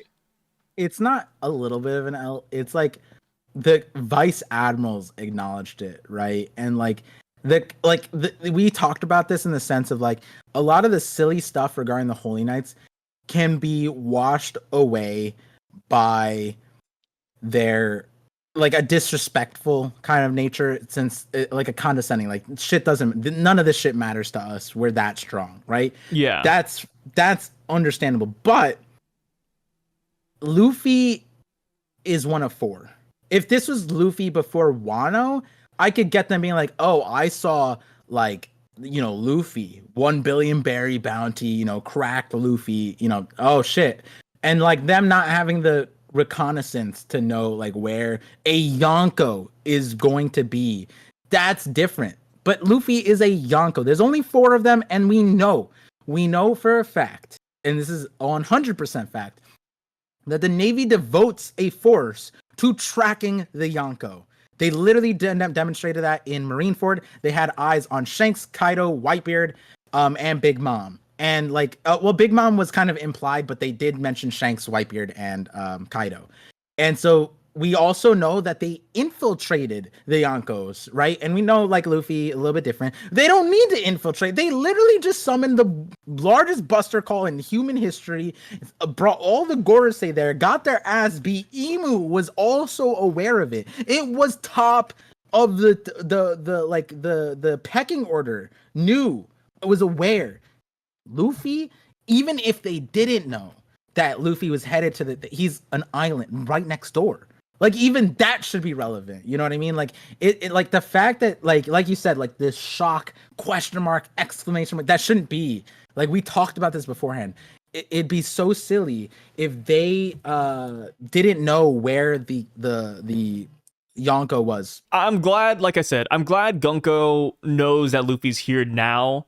But the fact that they had to find it out for themselves is a little bit silly. But also, like, are they even concerned, right? Because we see the exclamation mark, the question mark, and then the next thing they do is just talk about the kids going to the fire. Like, they didn't really deliberate too much on Luffy. They're like, oh, he's here, by the way. He's going to do something. But now let's talk about the kids again. Yeah. So it kind of makes you wonder, like, how do they view Luffy? Like, is Luffy a threat? Is he not a threat? Are they underestimating him? And also, do they know he's Nika? Like, it should be obvious that he's Nika. Bounty poster, the Gorosei fought him. Like, it should be common knowledge. If Gunko is surprised that Luffy is Nika later, oh my god, that's even worse, right? Like, the Gorosei didn't tell these guys anything. Yeah. And like, there's so many levels to it, but like another aspect is just the planning, right? Because they sent, like, I think this chapter also confirms it, because they say that like they see the giants boats, and apparently they draw rainbows in the sky with those painted rocks. So all we have to do is take one of those and return to the Holy Land. So that kind of confirms that they did not come here on their own ship. It also makes sense because their ship wouldn't be on the Sun Realm Harbor in the first place. Yeah. And so with when it regards to like Shamrock's deployment here, he got deployed on a mission to take over Elbaf, and they were not aware of like whatever threats lie on here, which to a certain extent is relevant because Shanks was just here. They almost ran into Shanks. And like, I'm not downplaying Luffy here, but I would argue that they would not want to dispatch Shamrock's if they've been waiting for whatever period of time to dispatch Shamrock, I'm certain they wouldn't want to, hey, let's go right when Shanks is also here. One of the biggest reasons not to go to Elbaf would be Shanks, and they chose right after him, but they also chose specifically when Luffy was going there, and we talked about it like, okay, maybe there's a time-sensitive thing, whatever, but then they also like deployed Shamrocks and then pulled him out to send 2 more, and so when they deployed the 2 more, they gave the reason like, oh, like he needs to deal with the situation back home. But there was a world where they could have said like, oh, like Luffy is here, so we're gonna send 2 more Holy Knights. We're not gonna send 1, we're gonna send 2. And then that would have made a lot more sense because it's like, okay, 1 more reinforcement. Though in our perspective, like I feel like all the Holy Knights would be needed to put down like the Luffy, like Straw Hat crew. So sending 2 more would just be disrespectful. But they also pulled out Shamrocks. So it's like, do they really think that these 3 could handle Luffy? No. So they never told them. It's not acknowledged here. And it's like, it's so weird how they're handling it because like I don't see a world where the Gorosei get clocked by Luffy. And maybe I'm being disrespectful, but they did. Like Luffy literally, if we're saying that Luffy couldn't do anything to the Gorosei also couldn't really do much to Luffy. And what they think 3 God Knights are going to be doing something to Luffy. So in that regard, they probably don't know. They're not coming. It's probably not out of disrespect. And maybe you asked this earlier, at what point do they start activating, right? When do they stop being passive, eating at a table, and start activating? And then next panel kind of like paints us a crazy picture. Their role, their mission is to kidnap these kids, seemingly to have a bartering leverage hostage situation to force Elbaf to come under them and become a military force. And they're here like, oh, the kids are walking to the fire. If they die, we have more, right? So they don't even care about the quantity. They don't seem like they're going to activate. And that brings us to a question, prior. It's like, if the Straw Hats start stopping the kids, do they even care? Like, can they, at what point do they stop the Straw Hats if they don't care about the quantity? You know what I mean? Like, if they just steal a few, is that fine? Like, probably when it comes to the last batch of kids, they'll start like activating, I would say. Also, another question is, do you think that the Straw Hats like can counter these powers? Like the thorns? Like not like maybe not like I remember I had the idea that like Zoro learns to cut nothing because he like can't see the thorns and like he's stoic, so whatever thing that what's his face Summers is doing, Zoro's like the perfect person because he would be cutting nothing. He doesn't really care about the kids, but he cares about saving them, and so he would be really great here at this moment, right? But I'm talking about like the not monster trio. Like, do they have a chance? Like, to maybe the fire, sure, but if they stop the fire, that honestly helps the Celestial Dragons, and they're not even aware of the Celestial Dragons, to be honest. Yeah, they're not aware yet. I don't know. One thing I just thought of now that you mentioned this. So we talked about Sanji versus Sombers, and how Sanji might be a bad opponent because of his love. But what if we get like one of those plot things where it's like, oh, Sanji can't love, so the thorns don't affect him, and then Sanji's like thrown for a loop because of that, because of his Germa DNA, right? Like, oh, he's cold-blooded. Ooh. Sanji's heartless actually, and then Sanji's like, wait, no, I'm not heartless. I love people. And then Sombers is like, are you sure about that, Sanji? I don't know. I feel like that could be like a plot line that comes out of the Sanji Sommers matchup, which would be kind of fun. Yeah, I also just realized like the monster trio, it just completely negates like all the threats right now, because I'm confident that like Luffy, Zoro, Sanji, those 3 could handle the autonomous part of all of this. Like Sanji could quell the flames, Zoro could, Luffy could. They all each have. I mean, forget that. Like, I'm not even looking at it from that perspective. Like, the minute they know the God Knights are here and we just fight them, I think the boys win, right? Yeah. Like, it's sad to say because I want them to be strong. I want the God Knights to be like powerful opponents that we're kind of threatened by.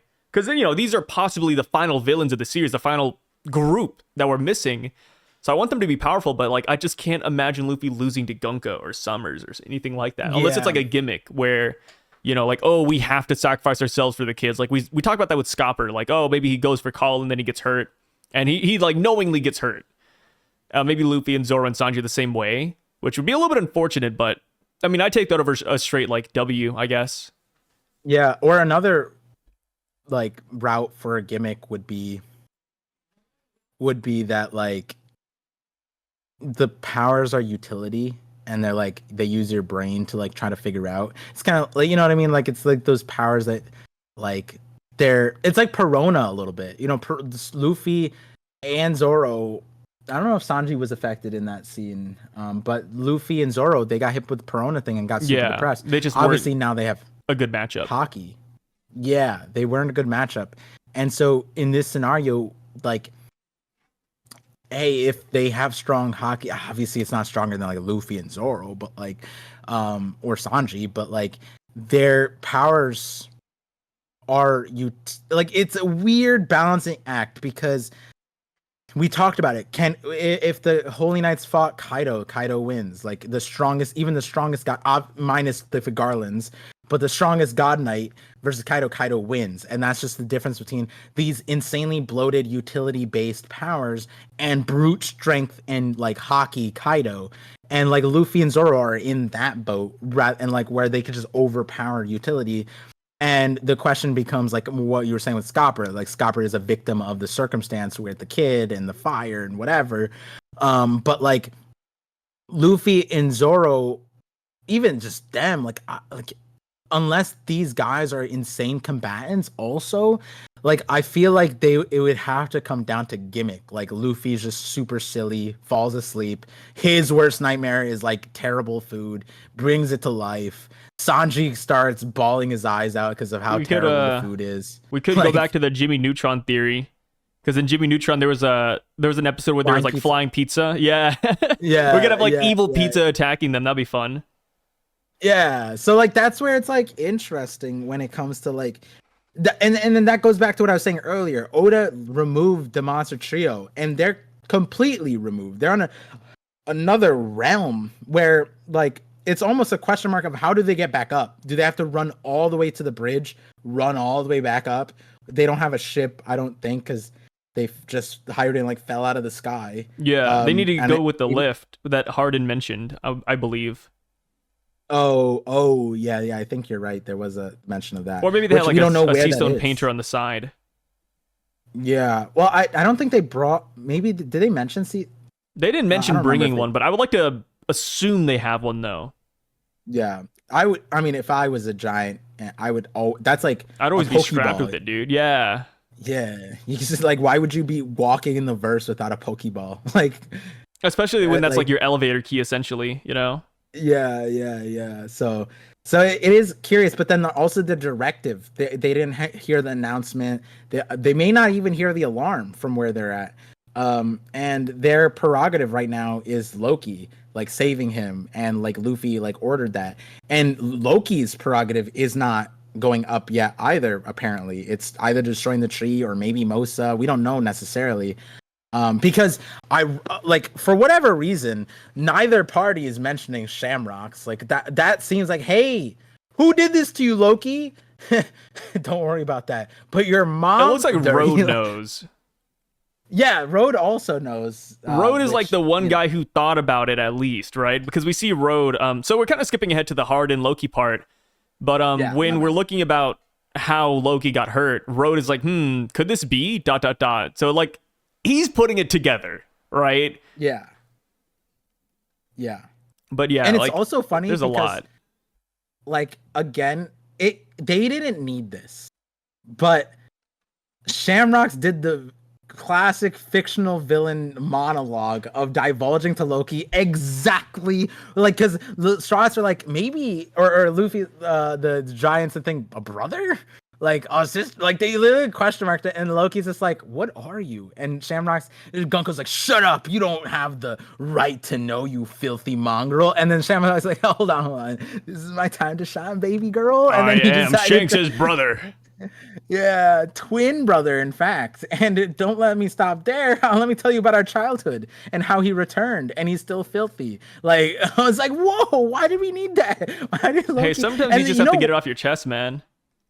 Yeah, and then honestly, now from this chapter, well, not this chapter, but like Hired Inside, like there's a world where Loki goes like, I get it, Shamrocks. You have a brother. You don't like your brother? Filthy. All right, cool.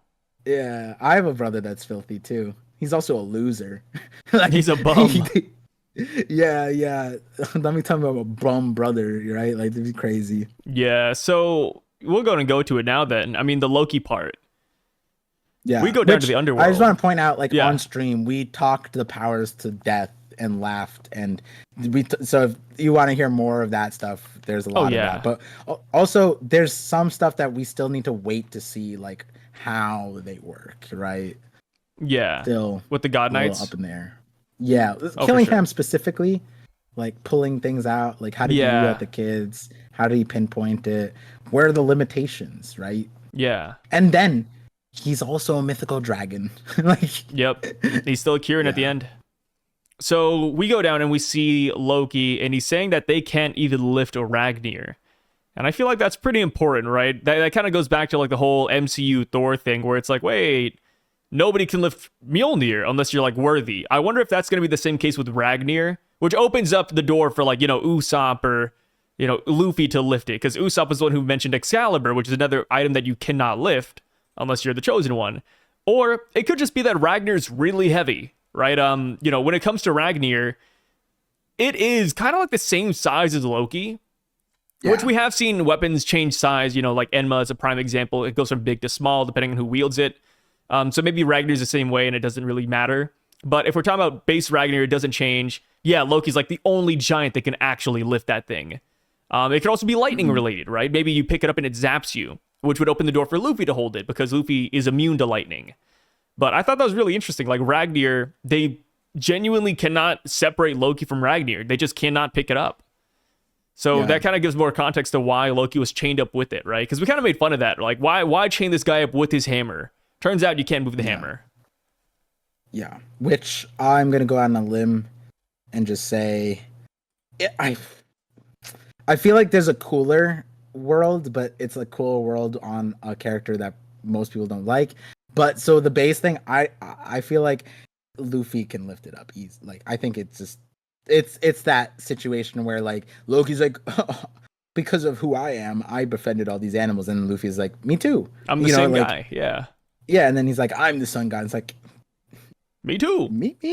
Yeah, like, and so like you can't lift Ragnar. He's like, you mean this? And then Luffy just picks up. Even in this size, like I see, like Ragnar. If like there's a world where like my version of a theory comes into play, where we start getting more and more sentient weapons, where like again, Enma would have killed Zoro had he not passed the test that Enma willed, which was like the hockey draining. You have to show me of like the hockey ability of like Odin, who is like wielded it like a feather, right? Yeah. Which is very interesting, because like Odin, like not Odin, Zoro's like, oh, this is like heavier, feels different, and yet Odin wielded like a feather. Was that Enma accepting, thing? Because that's a similar kind of thing of like you can't even lift Ragnar, right? If anyone else picked up Enma, would Enma just straight kill him through hockey drain? Like that's crazy.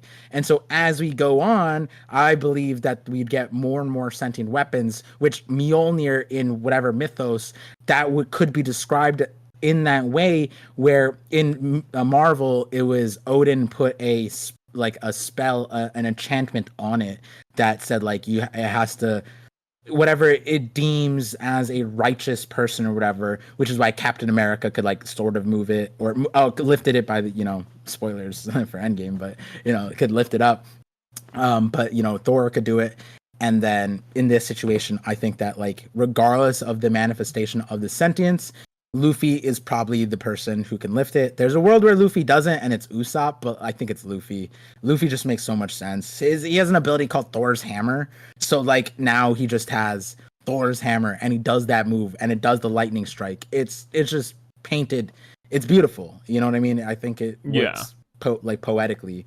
And this is something that we kind of expected for a long time, like Luffy having some kind of like, if not like it's not like a permanent thing, but like this of all the weapons, also a hammer makes the most sense for Luffy. Like we saw him wield a sword, and it was just like he would just like blunt force everything. So I think the hammer makes sense. I think Loki's gonna be shocked, maybe have an identity crisis. Luffy, like they start transporting Loki, and they're like, no, but my hammer. And then Luffy's just like, oh, you mean this? Yeah, we can take it too.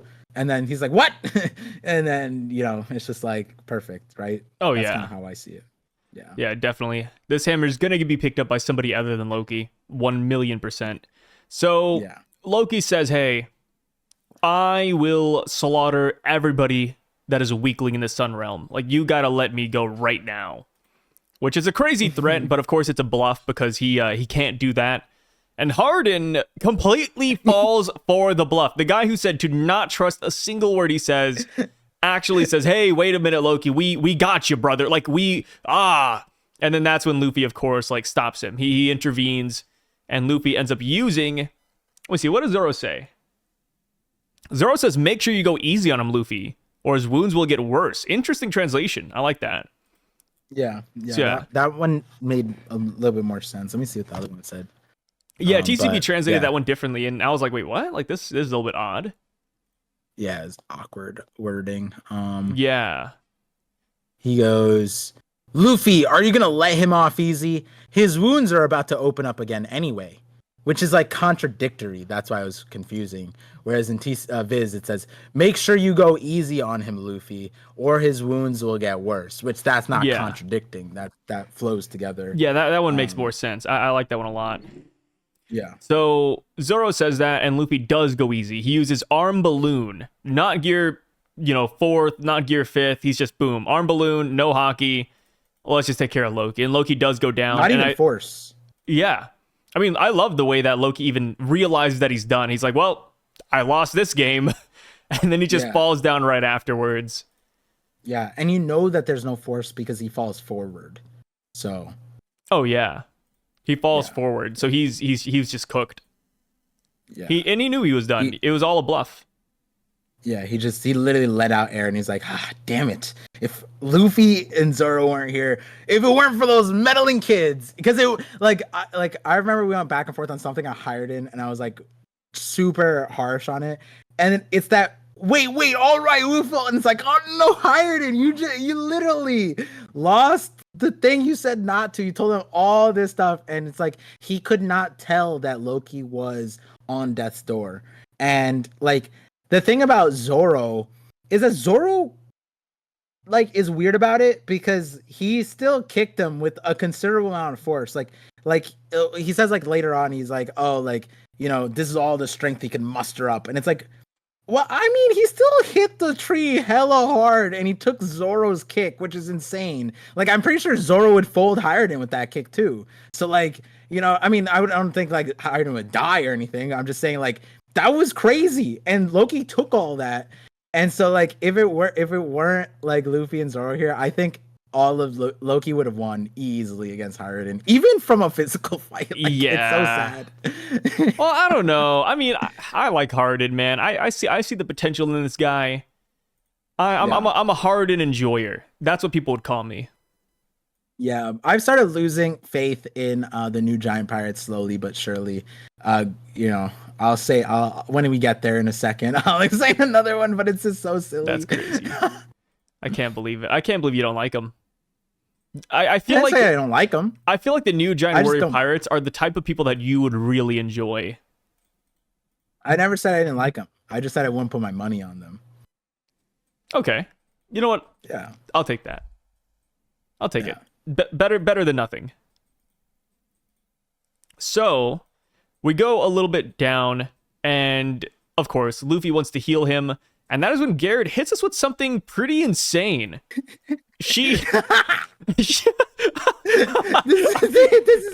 Nobody believes it. By the way, nobody believes that this is going to be a thing. But she says, "Hey, it's going to take several months for Loki to recover." And it's like, okay, so we're getting around that somehow, right? Like we're definitely not gonna wait several months for Loki to heal, right? Like what are we talking about? We need Loki today. Like what do you mean? Gerd is the worst doctor in the series. Yeah, I don't think she's a bad doctor. I think she just doesn't. I mean, you know what? Maybe Chopper gives the same thing though. Maybe Chopper's also like, hey, like Loki's not doing too great. Like 10 months, brother. He's got to be down. I can see Kureha coming in the scene. What the fuck you talking about, stupid ass? Like, this is one of those situations where, like, the education system failed the Giants. Like, their doctors are just like the Ja Rule, bro. Like, why is he walking around with a sword in his head? Like, someone give him, like, he's incompetent. Stop letting him walk around like this. Like, Usopp smacked that thing and he was like that should not be the situation that he's in. And I get it, like, oh, it's stuck in their head, they couldn't figure out. But no, this one's way different. This one's terrible. We've seen Zoro destroy all the bones in his body like twice, take like miracle monkey steroid, and then he recovers and breaks them again, sees death, and then recovers in 7 days. And then there's he Luffy, probably who was earlier. poisoned by Magellan on the verge of death and then came back within 24 hours. Yeah, with hormones. like Eva literally just shot him up and said, "It's up to God now, baby." And like, but if you recover, it'll take like 2 days. It'll take like 2 days. There's got to be like some sort of Elbaf medicine that's here that can heal Loki up, right? Like, there's got to be, like, every island has something very special to that island. Like, surely. But why would Gerd, the doctor like, that's no, because if Chopper said that and then Gerd said, no, hold on, we have a special medicine special to Elbaf, only works in Elbaf like our snails, then it would make some sense. But no, Chopper, see, the thing is, I would give Chopper a pass if he said that shit, because he's looking at Loki like, bro, this is a giant wound, so surely it'll take a giant amount of time to heal. Like, I like that. He's looking at the wound and he's like, bro, this is like a valley. Like, I don't know how long it's gonna take to heal. Like, by normal anatomy, this would take months. But it's coming from Gerd. And like, it's like, bro, is everything about giants just slower? Is that what it is? Like, slow to develop, they need 28 years to become like an 8-year-old toddler.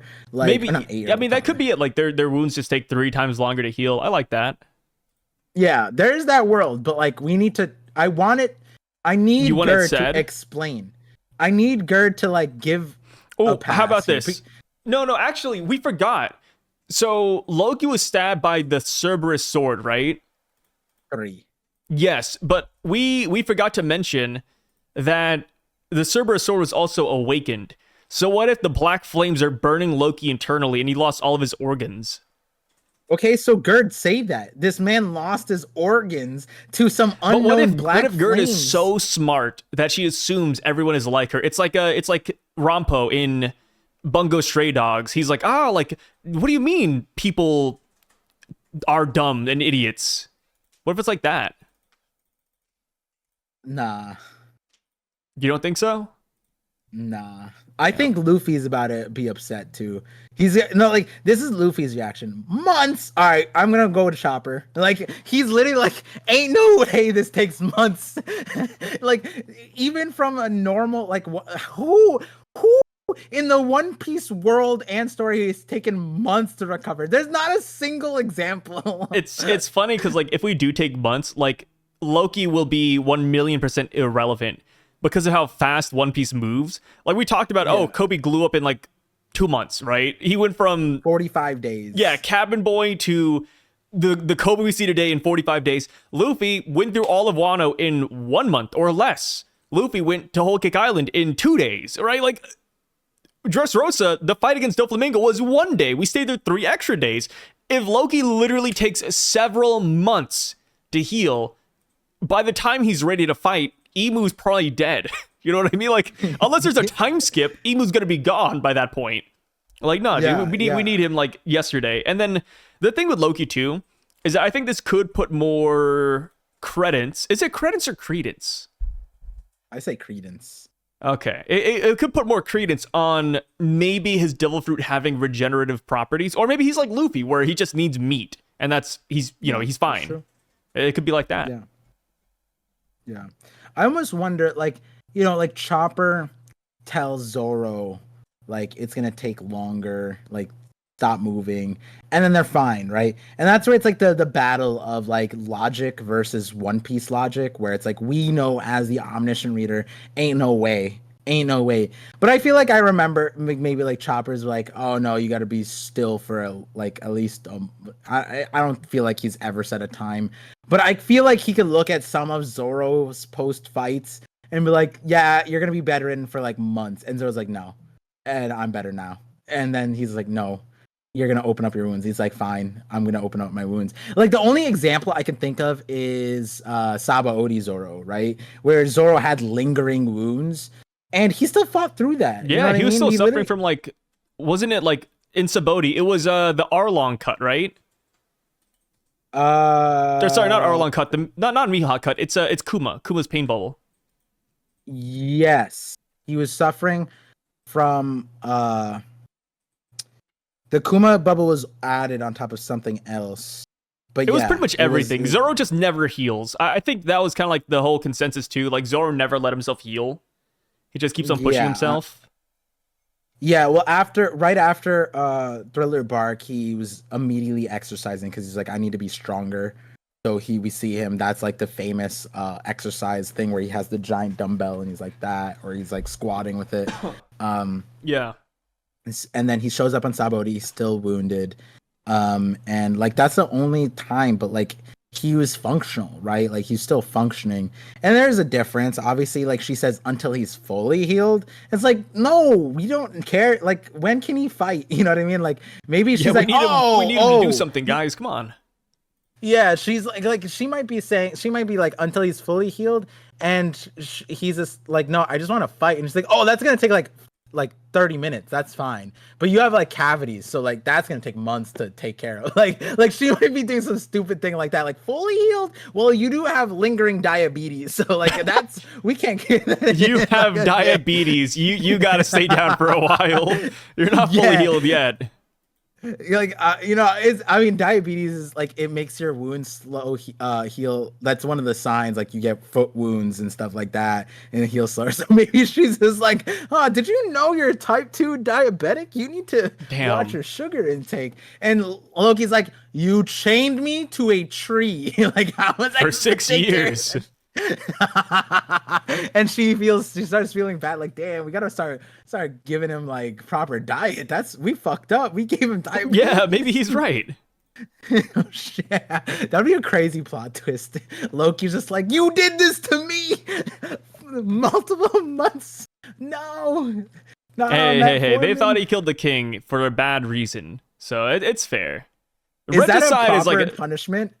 Regicide is kind of nuts. I mean, that's like saying you're going to kill a president. It's like, you can't do that, right? Yeah, I know that, but like, we don't even capital punishment. I don't think there's ever been a punishment where it's like, this guy killed his entire family. Let's give him crippling diabetes. Like that's so crazy. I feel like even human history wise, like the only thing I could think, well, this isn't even a bad one. I forgot the thing's name. Man, it was an SNL joke recently where they wanted the kid to sing like with a higher pitch, so they never let him go through puberty, so they castrated him. That's where castrations came from. It was that sounds awful. It was like these quack doctors. We want this kid to always have this voice, so we're gonna castrate him. Yeah, I think that's the actual real history, and SNL made a joke about that. Is nuts. That. Yeah, that's where castration came from. Hey, shout out to my guy Castration. Yeah, I think it's named after the family or whatever. Let me just double check. yeah, double check the facts of this. We gotta see how real this is. Wait, hold on. Let me see the SNL joke. Maybe that'll be an easier castration SNL joke. But yeah, like while you're looking that up, I mean, either way, we definitely need Loki back. Maybe there's gonna be. No, I was gonna say that Tontada had the heal fruit. Maybe they come over. But that's not like possible. That would just be silly. Outside of that, I guess we could also get Chopper. Yeah, I mean, we already talked about Chopper though. Like, I feel like we've gone through all the logical ways that Loki could come back. Just by the way, it was real. Castrato is a male singer who underwent No. This is the genre of person.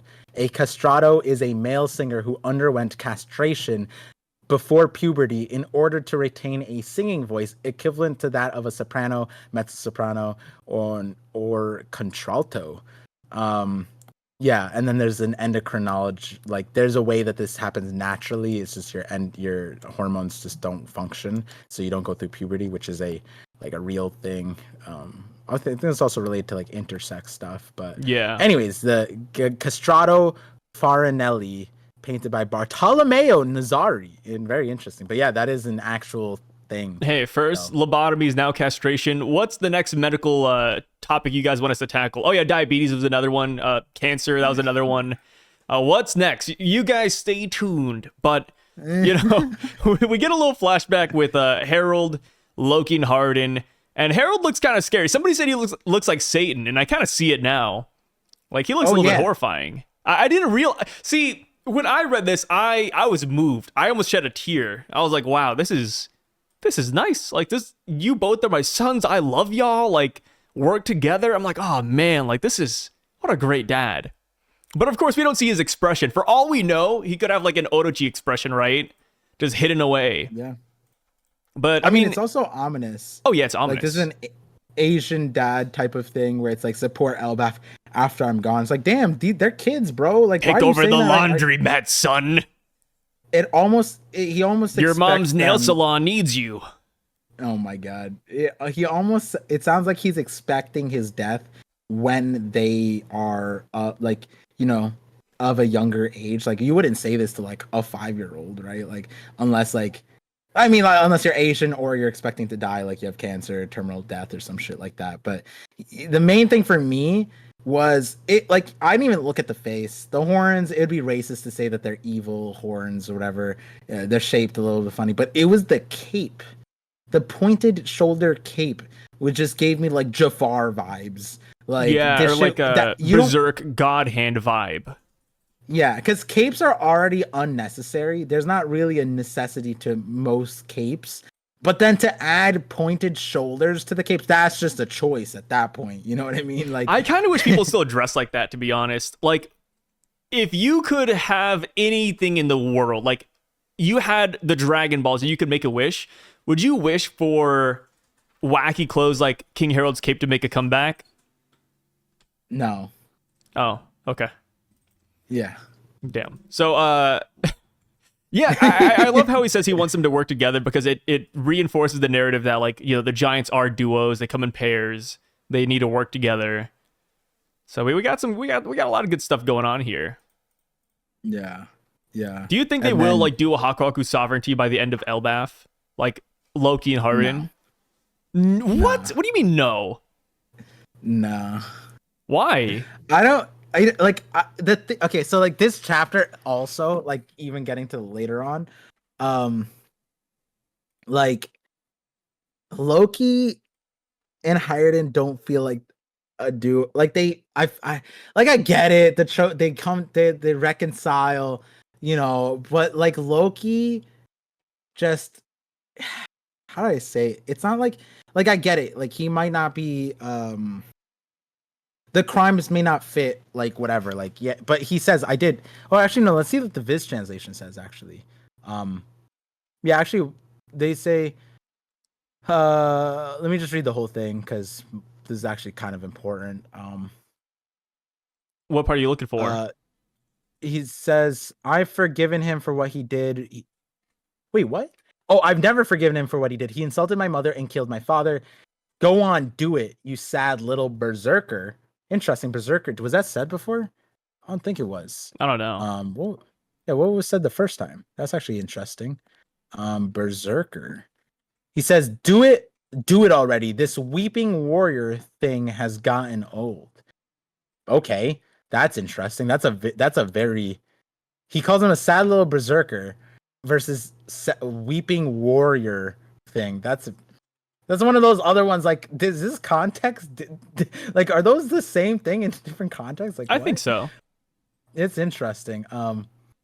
Or perhaps instead of indulging in your petty personal drama, take a look at the woods around us. They all say, wait, what? What? Take a look at the woods around us. They all say I went and killed Dad with pure murder in my heart. It feels like Stephen Paul might not know the phrase "woods from the trees" or "trees from the forest." Yeah, this translation's not working on me. Yeah, because we know what he's trying to say, right? Yeah, let me just read the Viz one just for everybody's sake. They say, and I'm going to read it in full. Do it already. This weeping warrior thing has gotten old. you're so drunk on all this personal drama, you can't even see the forest for the trees. Yeah, Very there we common go. phrase. It's a very common phrase. You hear that really often in like movies and like TV shows. And yeah, it's in kind of all everywhere. cultures. Yeah. Yeah. Don't tell me you're really like the rest, thinking I actually killed our father in cold blood. You don't really buy it, do you? Which, on the Viz side, with pure murder in my heart. So that's that, like, cold blood and pure murder aren't exactly the same thing. Because pure murder, it like could be a crime of passion too. Cold blood means that you're just not caring. Like that's like a hitman. You know what I mean? Like, so that's a very interesting thing. I'm gonna lean on the TCB a little bit more here. He admits in both cases that he killed his dad, but what he's saying is like there was a reason I had to.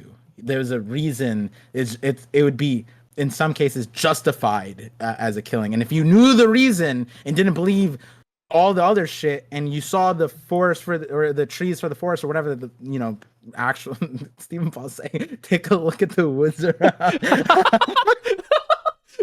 sorry, Stephen Paul. That's just a funny one, bro. Dude, I don't like. I think my brain broke a little when I read that. Hey, take a look at the woods around us. And then he goes on. He says they all say when he killed dad. So it kind of makes it sound like the trees are saying that. Dude, what the? Do you hear what the trees are saying? We're talking about Lorax over here.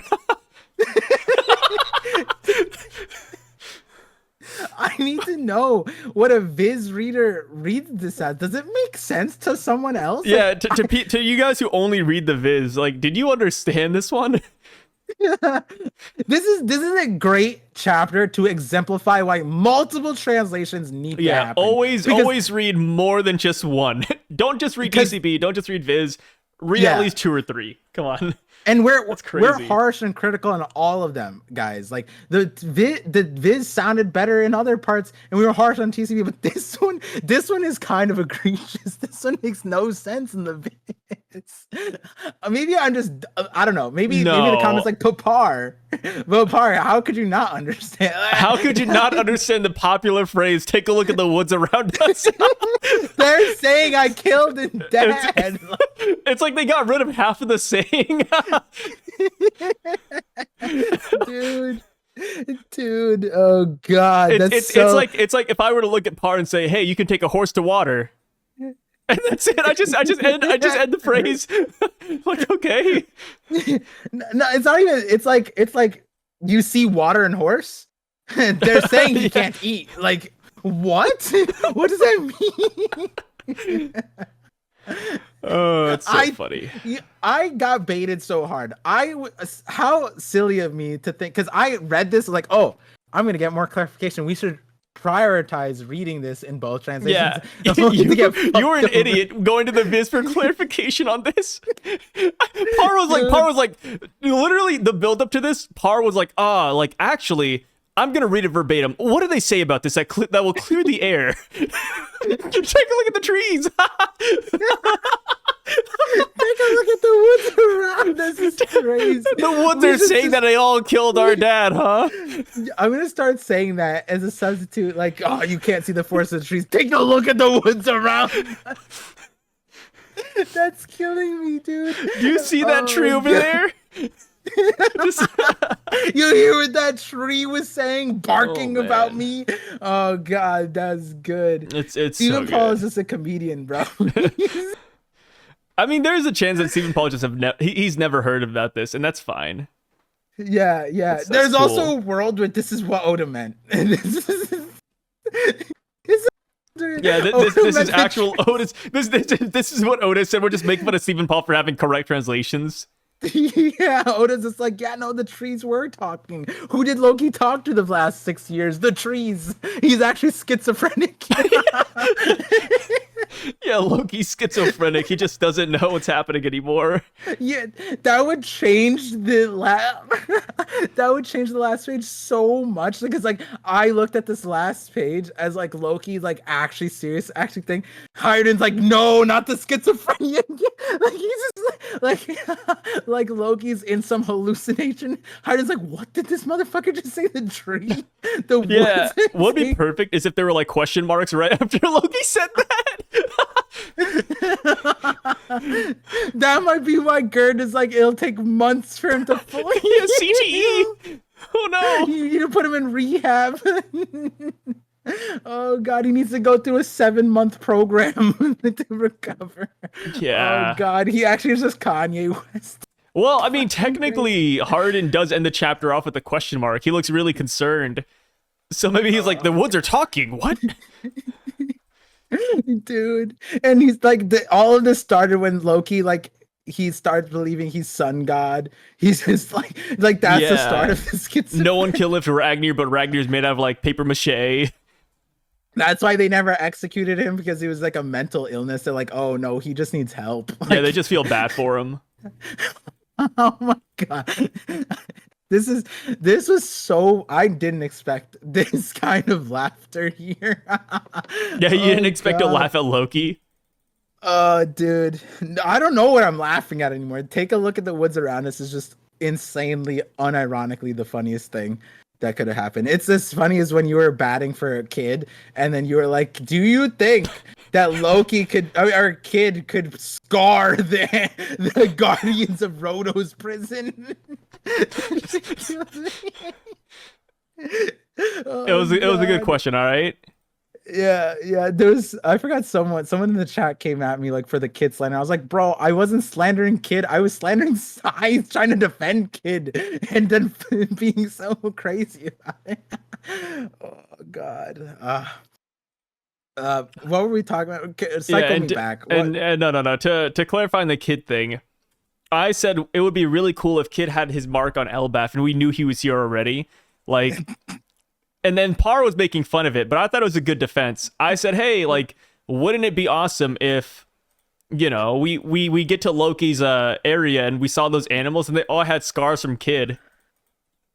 That's not what you said, first of all. Second of all, it was close enough. The introduction was, oh, the God Knights may not know that Kid is here. And then, like, Kid shows up. Hey, Kid is still a wild card. If Kid shows up, he would throw a loop into all of this, let me tell you. Oh, God, dude. Oh, God. Yeah, Kid's worst nightmare is Shanks. So then Killingham unironically brings Shanks to the island. Oh, that'd be crazy. Which is also funny because Kid doesn't really know what Shanks looks like. I guess in the anime he did see Shanks, but in the manga it was so quick that he might just see a blur. So in prior to that he never met Shanks.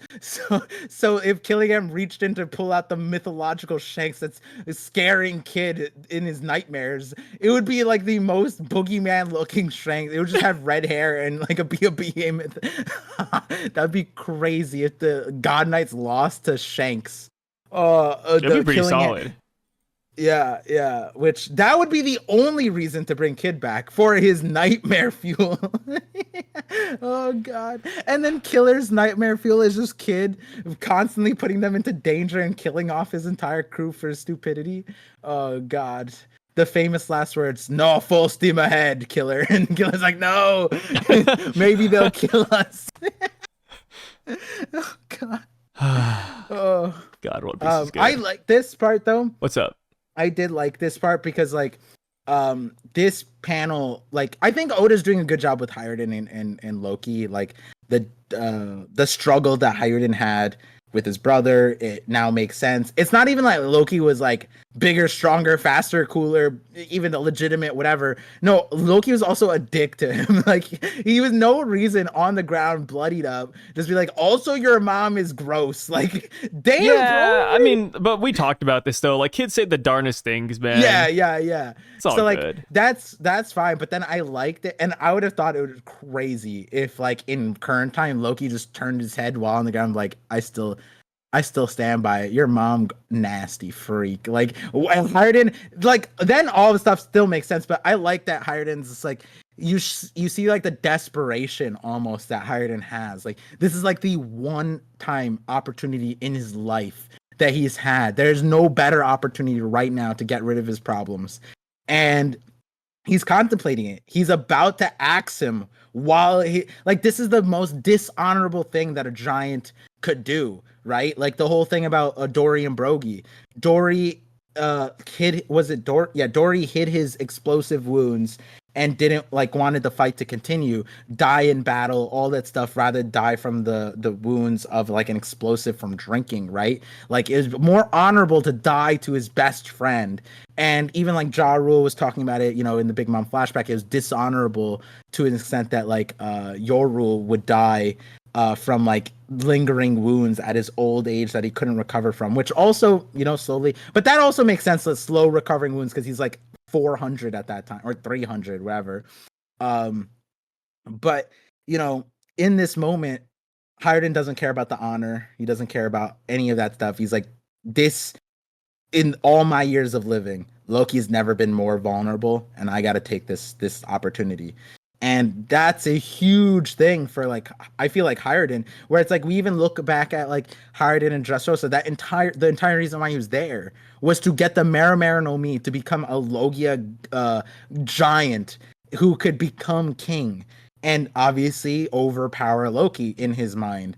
And like he's like, I'll take anything. I'll take anything, brother. Like I don't care how he got these wounds. Which also nobody asked him how he got this wounds. Which that would be my first question. Like, how did the like de facto strongest giant on thing get injured like this? That's kind of terrifying, because like if they could do that to him, what could they do to me? But they never asked him. And Loki's like, you know, trying to speak rationale into them, like, come on, guys, like I didn't actually kill him in cold blood. But come on. And so like I'm curious what the next dialogue is, because like Harden seeing the opportunity where he would forego his honor, forego his morals, and Loki is trying to talk him down, that he isn't like, this is the moment that he's like, I'm gonna plead my case right here, you know. It's very interesting. And he's not even pleading his case. He's kind of like, nah, just kill me, just do it, loser. Yeah, he's kind of saying that. Yeah, he's like, man, I've had enough of this. Which is pretty funny. He's not just saying you're a loser. He's saying you're also dumb. Like he's also calling him a tree, apparently. Yeah. Hey, Harden, you can't see the woods, can ya?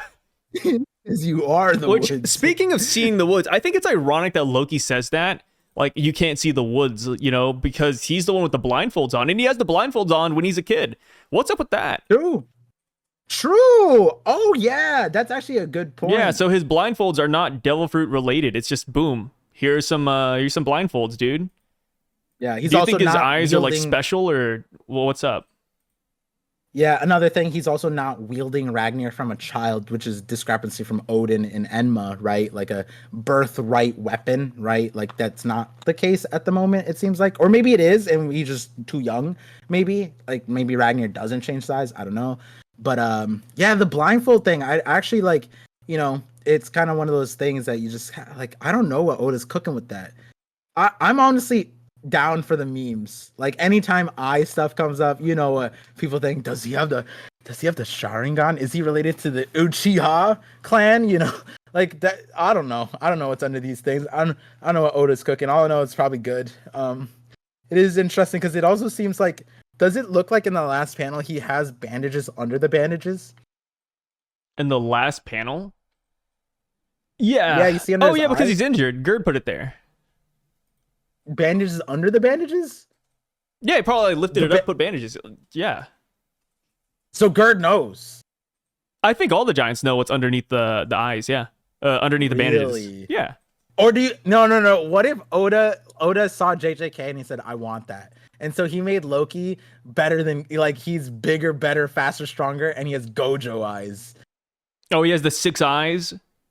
Well, not just 6 eyes, but like the beautiful eyes, the thirst trap eyes. Like the I'm gonna make a TikTok edit and all the girls, I'm like, oh my god, Gojo. It could be... Well, no, Gerd would have said something. But, yeah, what if that's it? What if he's like, oh, only Lola can see my eyes? He's been hiding his. Oh, Ty, you're so romantic. I see. Hey, thank you. How you got that would have worked on me, bro. What were you gonna say? These eyes are only for you. These eyes are only for you. No, what were you gonna say girl. before that? What? Oh no, I wait. What was I gonna say? I see how you got married. Like why you got so many girls. Like well, not so many girls, but like you were a ladies' man in high school or college. You were talking about it. Nah. Yeah, It's not a thing. You're a heartbreaker. No, I was the exact opposite. But yeah, you were brokenhearted. Yeah. So we see that Loki's horns are actually real too. It's not a part of the helmet. It is his horns. Pretty crazy. Which horns do you like better? Loki's I like Harold's horns. Oh, I like Yamato's more. I'm not a fan of like the forward horns. They're forward horns aren't my favorite. I also it's kind of because like I think maybe Yamato's hairs covers it, but like Loki's horns, like Oda shaded it so like skin like is like fused up into the. I think we've seen horns like that before too. This isn't like a one of. Yeah, I think there's another person who had it in One Piece, but like I think like because like rhinos don't have that shit, you know what I mean? But like there's a show. I feel like there's a show that did that, and it's just like creepy for some reason. It's like one of your Chinese shows. Nah, I think it's American, like a Satan. Yeah. Yeah, we see this a couple of times where like the horns fuse. I think even in like you said, One Piece has a couple of characters like this. I think Sasaki is like this actually. Yeah, probably. Yeah, I think Sasaki. If I had to like take a guess out of the Tobi Roppo, I think it's him. Oh, Black Maria actually. I think it's Black Maria.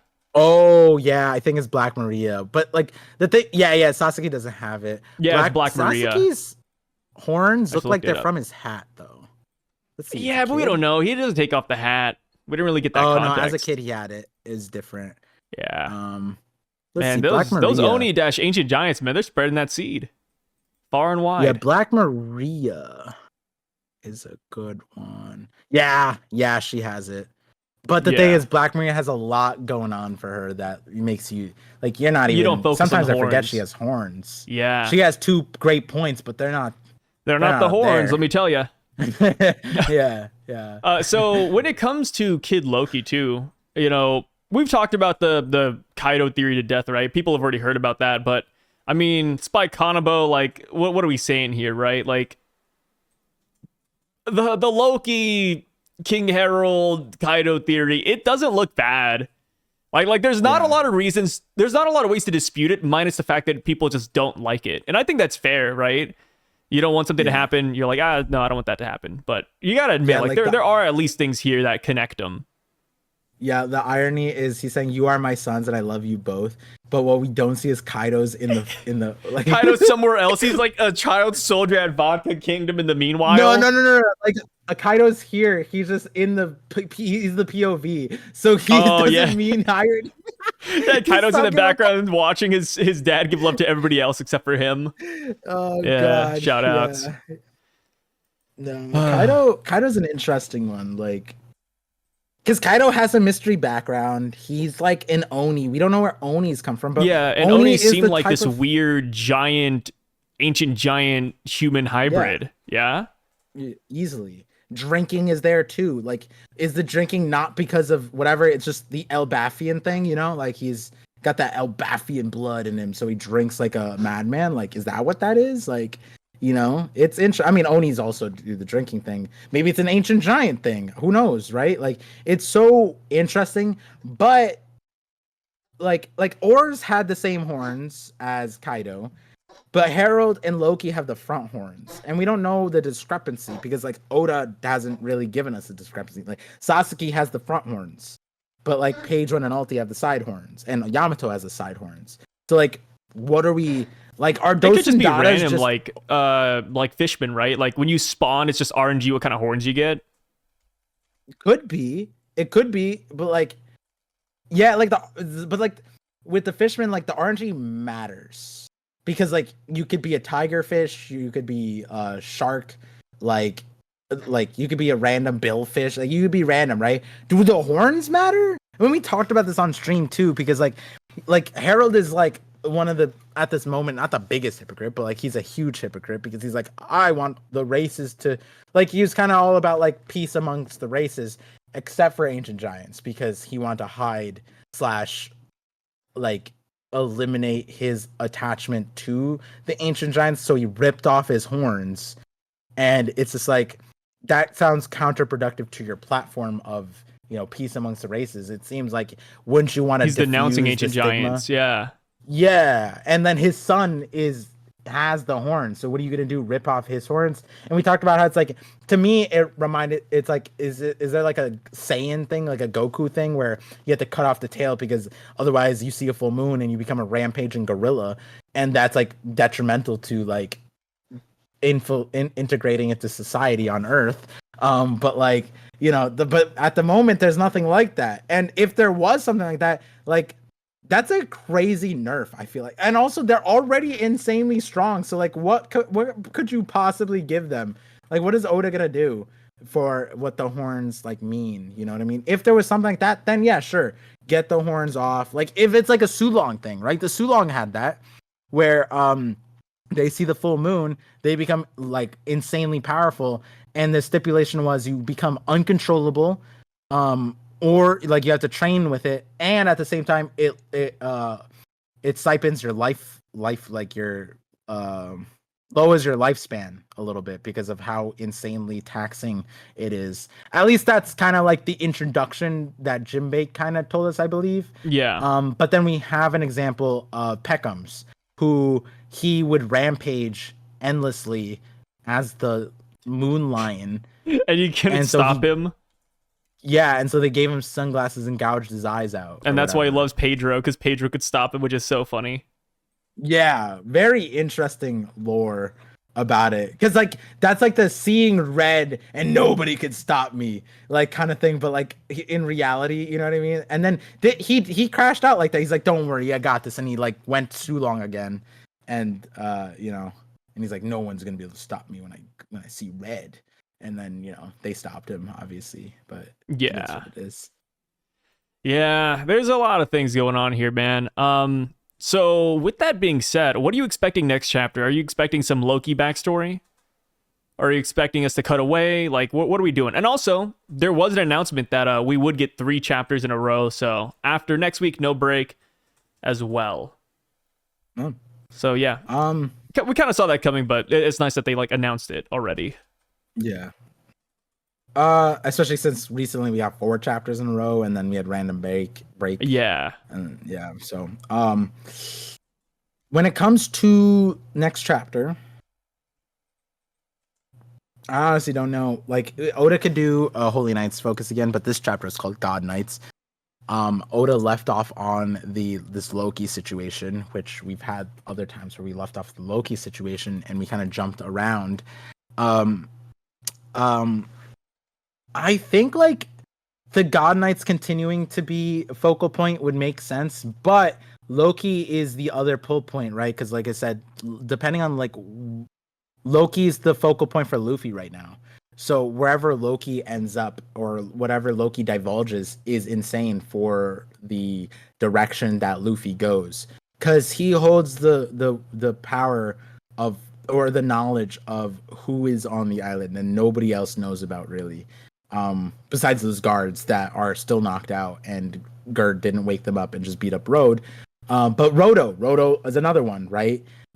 Where he knows both sides a little bit, and he's piecing it together here. But Loki is the one who's like, no, Shanks' twin brother is here. They intend to subjugate Elbaf, and they are on the loose, and they are the ones who hurt me. So that is a big threat. And if he says that, that changes everything. But he can withhold that, and we don't know what happens for whatever next, right? reason, because he's just bad at negotiating, I guess. He's good at lying, but he can't plead his case for the life of him. Right. And we found out why he kind of didn't do the logical route of like divulging that. Because here you kind of see that like his method of negotiation was using his tried and true bluff of strength, which would have worked had it not been Luffy and Zoro. because he wanted to essentially, it's kind of what he did to Luffy in the first situation where he was just like, oh, like my animals, they're hella strong. Aren't you afraid? And Luffy's like, no, right? And then like Loki like dodges punch, but he was like trying to find a way to weasel in fear out of Luffy. And I'm assuming Loki thought that him smashing Ragnar into the wall or into the tree, summoning lightning, starting a fire, which we don't know if they know about. Maybe that was enough to scare them, but it's not. Zoro, Luffy could tell his bluff. We know that both of them could tell the bluff because Luffy also held back, and Zoro acknowledged that he needed to be held back. But there is a world where Oda jumps and expedites Loki's backstory here. But I feel like that's something like slow cooking, right? Like, because he could say it here, but is this a meaningful time for him to get Harden on his side? And is this even a time where Harden cares to like entertain like Loki's side of the story? He's had 6 years to do that. He's never done it before. You know what I mean? Yeah. And is the moment when Loki is freed essentially to do that, right? He just wanted to kill him right now. So like, is this right now when he does that? I don't know, but maybe it is, and it would be nice because then, like I said, it would expedite things. And I guess then the question mark is, do we believe them or not? Because the reality is, even if Loki says his side of the story, they may not believe it. And it might be that we need another piece to the pie, which might come from Mosa or an Ange or Ja Rule's lobotomied Biden. Funny state enough, I think it might come from Road. And that'd be a good one. Because like too. if Loki says this story, like, hey, a Shanks twin clone thing freaking came over here, beat me up. And Harden's like, oh, okay, classic Loki, lying as always. Maybe Road steps in and he says, hey, wait a minute. Like, we were at the castle. We heard this story too. And then, of course, Luffy and the rest can chime in. And then they're like, okay, maybe Loki isn't fibbing. Well, like that question mark is if he decides to divulge the Shamrocks thing. But I'm talking about like the backstory. Do we get Loki's like backstory of like, did he actually kill the king? That like, it feels awkward, but like not awkward. That's the wrong word. But like, does that happen? But like you said, what you said is like the cut to the chase. This is the current like important thing. But does Oda do the flashback part first and clears up like what Loki did and give us a part of that? And then there's like a missing piece that they don't fully believe yet. But yeah, like you said, I think that the simplest, quickest would be the Shamrocks divulge. But if that's the route, he could have just started with that. You know what I mean? Like, yeah, I mean, Loki's not a great decision maker from the looks of it, though. So yeah, I'll give him a pass. Yeah, this is true. So, interesting. With that being said, though, thank you, Par, for being here as per usual. Thanks for drinking your Pepto-Bismol at the very end as well. What is that? Starburst flavored ice. It's my. Oh, it's that's so disgusting. Good. Dude, you gotta try. I might try it. You don't Okay, like I might Starburst? try it out. I like Starburst, and I like that brand as well, sparkling ice. But I've never thought about drinking a Starburst before. So yeah, no, it's so it's the like I literally gave it. I dropped off a package of it or a box of it to my family, and with no context, I just said, "Taste it." And then my dad drink this. My and then dad that's the last thing so they see is they fade to black, and P Diddy shows up. That's crazy. But my dad liked it so much that he just came over and took a box from me. And I'm like, wait, what? And my brother's just like, oh yeah, that was us. Because I was like, wait, didn't I buy 2 boxes of this? And I gave one to them and I had 2 left. And I was like, wait, where did the other box go? And I was my wife and my brother's like, oh yeah, our dad took it. I'm like, what? And that's when your hyper rich dad also says that he bought the company. Yeah, he bought. That'd be crazy. I think some celebrity owns sparkling ice, right? I think so. I mean, no, 50 Cent owns vitamin water. Celebrities own a lot of things. Yeah. Some of them are good. I like Blaze Pizza. That's my thing. And then I found out was it LeBron? I actually James? don't like Blaze Pizza. You don't like? I just like I have a configuration that they offer, and it's so good. It's just super. It's like 3 meals in one. So good. Pizza's delicious. I might have to give it another try. I don't know. We'll see. Yeah. We'll see. But thank Just you for what guys it for worth. being here and taking a part of this conversation. We really freaking appreciate it as per usual, and we will catch you guys next week because Yeah. there's another chapter. Oh, 11:44. Give you a big hug like Saul did with Ilva. Please don't hurt us But- in the comment section with your spikes. But we love you guys so much we might just die from the hug. I don't know where I was going with that. And Yeah, and video's over.